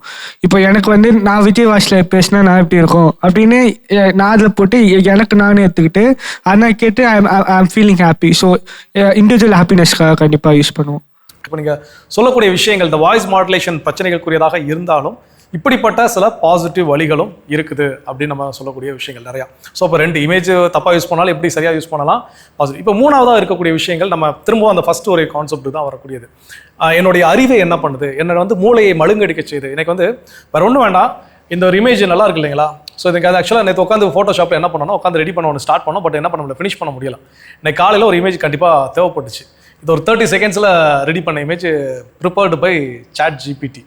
ஓகே, இப்போ இது வந்து என்னுடைய அறிவை மழுங்கடிக்க செஞ்சதுன்னு நான் யோசிக்கவா, இல்லை வந்து நான் வந்து ஸ்மார்ட் ஒர்க் பண்ணிட்டேன்னு நான் யோசிக்கிறதா. இப்போ இது என்ன வேணாலும் நமக்குள்ள இது ஒரு டிபேட்குள்ளே போனோம் அப்படின்னா ரெண்டுமே நம்ம என்ன பண்ணலாம், இதுக்கும் நம்ம ஃபாராக பாயிண்ட்ஸ் பேசலாம், அகேன்ஸ்ட்டுக்கும் நம்ம பாயிண்ட்ஸ் பேசலாம். இப்போ இந்த மாதிரி ஒரு ஷார்ட் டைமில் எனக்கு ஒரு சில வேலைகளை முடிப்பதற்கு இது பயனுள்ளதாக இருக்குன்னா இப்போ இது மாதிரி வேறு என்னென்ன விஷயங்களுக்கு நம்ம இதை வந்து பயன்படுத்தலாம்? இப்போ ஒரு எமர்ஜென்சி சிச்சுவேஷன் அப்படின்றப்போ, இப்போ மெடிக்கல் எமர்ஜென்சி எனக்கு வந்து தெரியல, அந்த டேப்லெட் வந்து திடீர்னு எனக்கு வயிறு வலிக்குது, என்கிட்ட ஒரு டேப்லெட் இருக்குது, இது போட்டால் வந்து எனக்கு அந்த வயிறு வலி கம்மி ஆகுமா, இல்லை அது அதுக்கான டேப்லெட்டான்னு செக் பண்ணுறதுக்கும் நம்ம யூஸ் பண்ணலாம். நிறைய எமர்ஜென்சி டைமில் வந்து யூஸ் பண்ணலாம். அது வந்து யூட்டிலைஸ் தான், பட் அதை பற்றி அவேராக இருந்து நம்ம யூஸ் பண்ணணும். கண்டிப்பாக. அதாவது அவங்க சொல்லக்கூடிய விஷயங்கள் மாத்திரை வேணும்னு கேட்கறது கிடையாது. என் கையில் ஒரு மாத்திரை இருக்குது, இந்த மாத்திரையை இந்த விஷயத்துக்கு நான் பயன்படுத்தலாமா வேண்டாமா, இது மாத்திரை அதுக்கான மாத்திரையா இல்லையா. ஓகே, வேற ஆரம்பத்திலே சொன்ன மாதிரி தான் சார், எஜுகேஷன் பர்பஸ்க்கு வேணுன்றதை எடுத்துக்கிட்டு வேணான்றதை தள்ளி வச்சிடலாம் சார். இப்போ வந்து ஒரு புக்கு லைப்ரரி போய் ஒரு புக் படிக்க போகிறோன்னா அதுக்கு முன்னாடி வந்து இதுக்கிட்ட அதோட அவுட்லைன், இந்த புக் எப்படி இருக்கும்ன்ற ஒரு அவுட்லைன் நீங்கள் அதுக்கிட்ட கேட்கும்பொழுது அதோடைய அவுட்லைன் அதை சொல்லும், இந்த புக் இதை பற்றி பேஸ் பண்ணது, இந்த ஆத்தர் எழுதுனது. அந்த அவுட்லைனை தெரிஞ்சிட்ட பிறகு இந்த புக்கை படிக்கும்போது நம்மளுக்கு இன்னும் வந்து எஜுகேஷனில் வந்து ரொம்ப யூஸ்ஃபுல்லாக இருக்கும். டேஸ்ட்டுக்கு இந்த புக்கு ஒத்து வருமா வராதா, இந்த புக்கை நான் வாங்கலாமா வேணாமா? ஓகே, நீங்கள் ஸோ இப்போ எல்லாத்துக்குமே ஏஐ கிட்ட போய் நிற்காம ஒரு எமர்ஜென்சி பர்பஸ்க்கு மட்டும் நம்ம ஹெல்ப் கேட்டால் அது எல்லாத்துக்குமே போனால் ஹியூமனோட திங்கிங் வந்து கம்மியாயிடும். ஓகே, வேற ஹியூமனோட திங்கிங் வந்து கம்மியாகாது. ஏன்னா நம்ம வந்து ChatGPT கொடுக்குற ப்ராம்ப்டே வந்து நம்ம யோசிச்சு தான் கொடுக்குறோம். நம்ம என்ன கொடுக்குறோமோ அதுதான் நம்மளுக்கு அது கொடுக்குது. அதுக்காகவே நான் யோசிக்க வேண்டியது, அதுக்காகவே நம்ம யோசிக்கிறோம். இப்போ யூடியூப்ல வந்து ஷார்ட்ஸ் வந்து கிரியேட் பண்ணோம்னா அதுக்கு அது தனித்தனியாக ஐடியாஸ் கொடுக்கும். அதை நம்ம எடுத்துக்கிட்டு இன்னும் க்ரியேட்டிவிட்டாக பண்ணும்போது இன்னும் நிறைய வியூஸ் வரும். நிச்சயமா. வேற சார், அப்போது நீங்கள் ஒரு கான்செப்ட் வந்து வீட்டில் செல்ஃப் ஸ்டடி பண்ணுறீங்க, உங்களுக்கு வந்து ஒரு டீச்சர்கிட்ட போயிட்டு பேசுகிற சான்ஸ் உங்களுக்கு கிடைக்கல அப்படின்னா நீங்கள் வந்து ChatGPTயில் வந்து நீங்கள் அதை வந்து நல்ல ஒரு டீச்சர்னு நான் சொல்ல மாட்டேன், பட் காம்ப்ளெக்ஸாக இருக்கிற விஷயத்த அழகாக பிரேக் டவுன் பண்ணி உங்களுக்கு எக்ஸ்பிளைன் பண்ணணும். ஸோ எந்த ஒரு விஷயம் புரியல அப்படின்னாலும் அது நம்ம தமிழ்லையோ சரி இங்கிலீஷ்லையோ சரி உங்களுக்கு அழகாக எஃபிஷியண்ட்டாக புரிய வச்சிரும். ஸோ நீங்கள் அதை வச்சு நீங்கள் ஒரு விஷயம் புரியலை அப்படின்னா நீங்கள் அண்டர்ஸ்டாண்ட் பண்ணிக்கலாம். நிச்சயமா, சிறப்பு. சார், என்னோட டியூட்டர் தான் எனக்கு சொல்லியிருந்தாங்க. இப்போ எனக்கு தெரிஞ்ச ஒரு அக்கா வந்து கவர்மெண்ட் எக்ஸாமுக்கு ப்ரிப்பேர் பண்ணுறாங்க. அவங்க ஒரு 6 மாசமா ஒரு நோட்ஸ் கலெக்ட் பண்ணியிருப்பாங்கல்ல, அதெல்லாம் வந்து ஃபோட்டோஸாக எடுத்து வந்து அதில் அப்லோட் பண்ணுறாங்க. நான் வந்து 6 மாசமா இதை வந்து ஸ்டடி பண்ணியிருக்கேன், எனக்கு வந்து இதுலேருந்து நீ வந்து எனக்கு கொஸ்டின் பண்ணு, டெய்லி ஒரு 15 கொஸ்டின்ஸ் 20 கொஸ்டின்ஸ் நீ எனக்கு கேளு அப்படின்னா ChatGPT அதுக்கான பதில் என்ன கொடுக்குதுன்னா, நீ Day 1 புட் பண்ணு, நான் அதுக்கான கண்டென்ட் நான் கொடுக்குறேன்ட்டு வந்து சொல்லுது. அதே மாதிரி அந்த அக்கா வந்து Day 1 போகிறாங்க, அதுக்கேற்ற 15 கொஸ்டின்ஸ் வந்து அங்கங்கே இருந்து இப்போ இந்த சாப்டரில் ஒன்றுனா லாஸ்ட் 5th சாப்டர்லேருந்து ஒரு கொஸ்டின் வந்து கொடுக்குது. அப்படி வந்து அவங்க கேட்குறப்ப வந்து எந்த சாப்டரில் வீக்காக இருக்காங்க அப்படின்றத வந்து ஈஸியாக அதை ரெக்கக்னைஸ் பண்ணி அவங்களுக்கு சொல்லுது. அவங்களுக்கே தெரியல அப்படின்னாலும் அப்போ அந்த சாப்டரில் வந்து அவங்க நிறைய கான்சென்ட்ரேட் பண்ணி படிக்க முடியுது. நிச்சயமா. ஸோ நிறைய விஷயங்கள் வந்து அதை எப்படி ஆக்கப்பூர்வமாக பயன்படுத்தலாம் அப்படிங்கிற ஒரு 3 கான்செப்ட்ல நிறைய விஷயங்கள் நம்ம சொல்லியிருக்கோம். இன்னைக்கு அடுத்த ஒரு சில விஷயங்கள் அவங்க கேட்ட விஷயங்கள் இந்த டேட்டா சென்டர்ஸ் நிறைய வருகின்ற பொழுது அப்போ அந்த டேட்டா சென்டர்ஸ் வந்து எங்கே இருக்கும்னா அது ஹீட்டாக நிறைய ப்ரொடியூஸ் பண்ணும். அப்போ அந்த ஹீட்டை குறைக்கிறதுக்காக அண்டர் வாட்டரில் நிறைய என்ன பண்ணுவாங்க, அப்போ அங்கே கடலுக்கு அடியிலையோ இல்லை தண்ணி அதுக்குன்னு சில கட்டமைப்புகள் ஏற்படுத்தியோ என்ன பண்ணுவாங்க செய்வாங்க.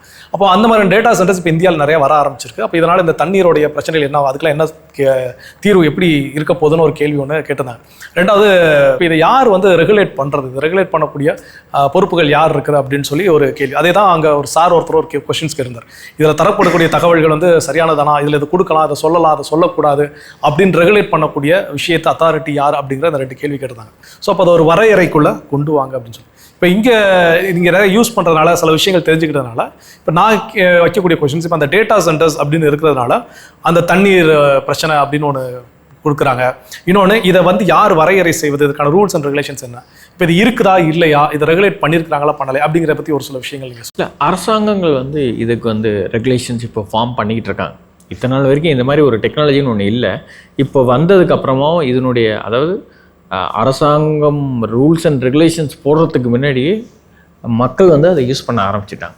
அப்போது இதில் நடக்கிற சாதகங்கள் பாதகங்களை வச்சு இதனால் நடக்கிற தீமைகளை தடுக்க இல்லை இது மாதிரி ஏமாற்றப்படுற விஷயங்களை தடுக்க rules and regulations IT actually இதை ஃபார்ம் பண்ணிக்கிட்டு தான் இருக்காங்க. இதை இம்ப்ளிமெண்ட்டும் பண்ணிக்கிட்டு இருக்காங்க. இப்போயே நீங்கள் பார்த்தீங்கன்னா ஒரு போலீஸ்லாம் ஃபேக் நியூஸ் பரப்புறவங்களுக்கு you will be filed under BNS acts அப்படின்றதெல்லாம் வந்து இம்ப்ளிமெண்ட் பண்ணிக்கிட்டு தான் இருக்காங்க. இந்த டேட்டா சென்டர்ஸ் வாட்டர்ன்றது வந்து இப்போ ரீசெண்ட் வீடியோஸ் எல்லாம் நம்ம பார்க்கும்போது அவங்க ஒரு டேட்டா சென்டர்ஸ்குள்ளேயே போய் ரீசைக்கிளிங் த எக்ஸிஸ்டிங் வாட்டர்ஸ் இதெல்லாமும் ஒரு வருஷத்துக்கு இவ்வளோ வாட்டரை வச்சு தான் நாங்கள் யூஸ் பண்ணுறோன்னு எடுத்துக்கணும். நீங்கள் யூடியூப்பில் போனாலே பார்க்கலாம். இந்த மாதிரி சமூக பொறுப்பு இப்போது அருள் தந்தை சொன்னது மாதிரி சமூக பொறுப்பு ஒவ்வொரு இண்டிவிஜுவலுக்குள்ளேயும் வரணும், ஒவ்வொரு கம்பெனிக்குள்ளேயும் வரணும், ஒவ்வொரு டேட்டா சென்டர் அதை க்ரியேட் பண்ணுறவங்க அதனால் இருக்கிற என்விரான்மெண்டல் அதை இதை மாதிரி ஒரு சோஷியலாக நம்ம பீப்புளெலாம் சொல்லும்போது they are also trying to correct it. இது நடந்துக்கிட்டு தான் இருக்குது. இதில் இன்னும் டெக்னாலஜி இன்னோவேஷன் அதுலேயும் வரணும். டேட்டா சென்டர்ஸ்னோட ஹீட் கூல் பண்ணுறதுக்கு எக்ஸிஸ்டிங் நம்மளுடைய மனிதனுக்கு தேவைக்கு போகாது இருக்கணுமே தவிர மனிதனுடைய தேவையை அது தடுத்து நிற்கக்கூடாது. அதுக்கான டெக்னாலஜி இனோவேஷன்ஸும் அங்கே வந்து இன்னும் நடந்துக்கிட்டு தான் இருக்குது. அது செஞ்சு தான் ஆகணும் நம்ம. அண்ட் ஆல்சோ வந்து இது ஒரு சமூக பொறுப்பு எல்லாமே ஒரு இண்டிவிஜுவல்லேருந்து தான் ஆரம்பிக்குது. ஸோ நம்ம தான் மிரர் ஆஃப் திஸ் சொசைட்டி. நம்ம எதை பார்க்குறோமோ நம்ம என்ன எண்ணங்களோ அதுதான் நம்ம இந்த சொசைட்டியில் நம்ம அதை தான் பார்ப்போம். நம்ம என்னவோ ஆகணும்னு நினைக்கிறோமோ அதை தான் தேடி போகிறோம்ல. இப்போ லைப்ரரிக்கு போய் தேடி அவங்களுக்கு தேவையான கவர்மெண்ட்டுக்கு படிக்கணும்ன்றது அவங்களுக்கு அந்த இன்டென்ஷன் இருக்கணும். இங்கே இருக்கிற எல்லாருமே கவர்மெண்ட் எக்ஸாமுக்கான ப்ரிப்பரேஷன் பண்ண போகிறது இல்லை. அந்த மாதிரி இது எல்லா சமூக பொறுப்பும் நம்மக்கிட்டேருந்து வரணும். நம்மளை சுற்றி இருக்கிறவங்களுக்கு அதை எஜுகேட் பண்ணணும். இது யூஸ் பண்ணி தான் ஆகணும், வேறு வழி இல்லை. நிறைய பேருடைய ஃபியர் தெரிஞ்சுது, இதை யூஸ் பண்ணி தான் ஆகணும், இதை நம்ம இப்படி யூஸ் பண்ணிக்கலாம், எதிக்கலாம். ஆனால் எல்லா விஷயங்களும் ஏன்னு இல்லை, எல்லாத்துலேயுமே ஒரு தனி மனித ஒழுக்கம்ன்றது ஒன்று வேணும். அது இல்லாமல் தனி மனித ஒழுக்கம் இல்லைன்னா இல்லை, எதுவாக இருந்தாலுமே அது தவறு தானே. அதனால் தனி மனித ஒழுக்கம் இருந்தால் பெட்டராக இருக்கும்னு எனக்கு தோணுது. நிச்சயமே சார். ஸோ ரொம்ப ஒரு சிறப்பான அமர்வாக இந்த அமர்வு இருந்துச்சு. So self discipline is the key to success அப்படிங்கிற ஒரு தனி மனித ஒழுக்கம் அப்படிங்கிறது இன்றைக்கி இருக்கக்கூடிய இந்த புதிய செயற்கை நுண்ணறிவு தொழில்நுட்பத்தை நம்ம பயன்படுத்துவதில் நம்ம ஒவ்வொருத்தருக்கும் இருக்குது. இதை பார்த்து பயப்பட வேண்டிய தேவை என்பது இல்லை. ஏன்னா வரலாற்றிலேருந்து பல உதாரணங்கள் நம்ம அதை எடுத்து சொல்லியிருக்கிறோம். தொலைக்காட்சி வர்றப்போ பயந்தோம், அது தப்பாக இருக்கும், அது தப்பான வழிக்கு இழுத்து செல்லும். அப்புறம் இன்றைக்கி அதை சரியான வழிகளை பயன்படுத்த முடியுங்கிற வழிகளை கண்டறிந்து நம்ம என்ன பண்ணிட்டு இருக்கோம், பயன்படுத்தி கொண்டிருக்கின்றோம்.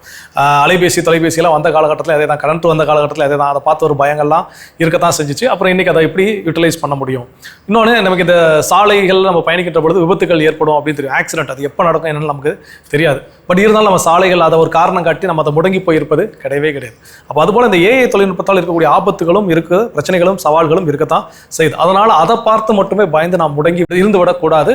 அதை பயன்படுத்தி இந்த சமுதாய மாற்றம் பெற என்னால் என்ன செய்ய முடியும்?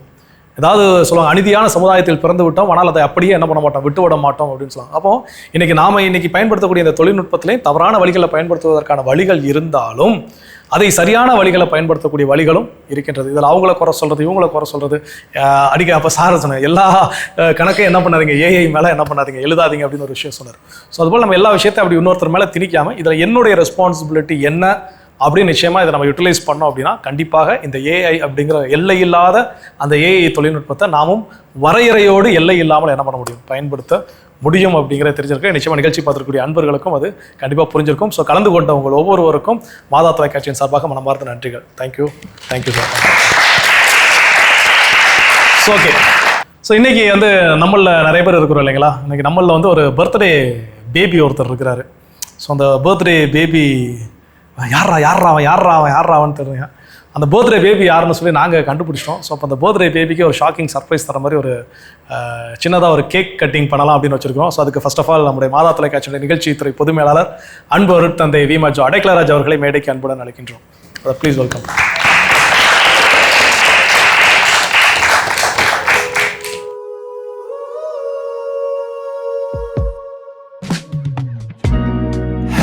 Happy birthday to you.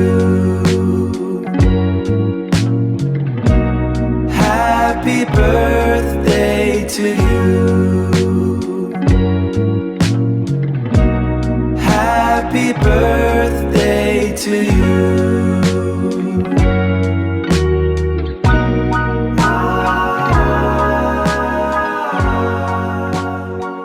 So எல்லையில்லா ஏஐ அப்படிங்கிற அந்த சிறப்பு நிகழ்ச்சிக்கு வந்திருந்தவங்க எல்லாருக்கும் தனிப்பட்ட முறையில் நன்றிகள் சொன்னாலும், உங்களை அனுப்பி வைத்த உங்களுடைய கல்லூரி நிர்வாகத்தினர், குறிப்பாக உங்களுடைய டைரக்டராக இருக்கலாம், உங்களுடைய பிரின்சிபல் அண்ட் உங்களுடைய செக்ரட்டரி ஃபாதர்ஸ் எல்லாருக்குமே மாதா தொலைக்காட்சியின் சார்பாக, குறிப்பாக Don Bosco college of arts and science Kilpauk, St Anne's college of arts and science Madhavaram and Patrician college of arts and science Adyar, உங்கள் 3 கல்லூரிகளை சார்ந்த நிர்வாகத்தினருக்கு மாதா தொலைக்காட்சியின் சார்பாக மனமார்ந்த நன்றிகளை தெரிவித்துக் கொள்கிறேன். அதோடு நம்ம கூட கிட்டத்தட்ட இந்த 1 மணி நேரமாக ஸ்பெண்ட் பண்ணி நம்முடைய எளிய அழைப்பை ஏற்று நிறைய பிஸியான ஒர்க்ஸ், எப்போவுமே பயங்கர டைட் ஷெடியூல் இருக்கக்கூடிய சார் இன்றைக்கி நமக்காக நம்ம கூட டைம் ஸ்பெண்ட் பண்ணி இந்த ஏஐ சில நேரங்கள் பார்த்தீங்கன்னா அது அப்படி பயங்கரமான ஆர்குமெண்ட்டாக இது நான் சொல்கிறது சரி நீ சொல்கிற சரி அப்படின்னு போனாலும் கடைசி எல்லாரும் சொல்லக்கூடிய கான்செப்ட் என்னென்னா அந்த தன்னிலை மாற்றம் அப்படிங்கிறத அழகாக தெளிவாக நமக்கு எடுத்து சொல்லிய திருவாளர் பாலாஜி அவர்களுக்கு மாதா தொலைக்காட்சியின் சார்பாக மனமார்ந்த நன்றி.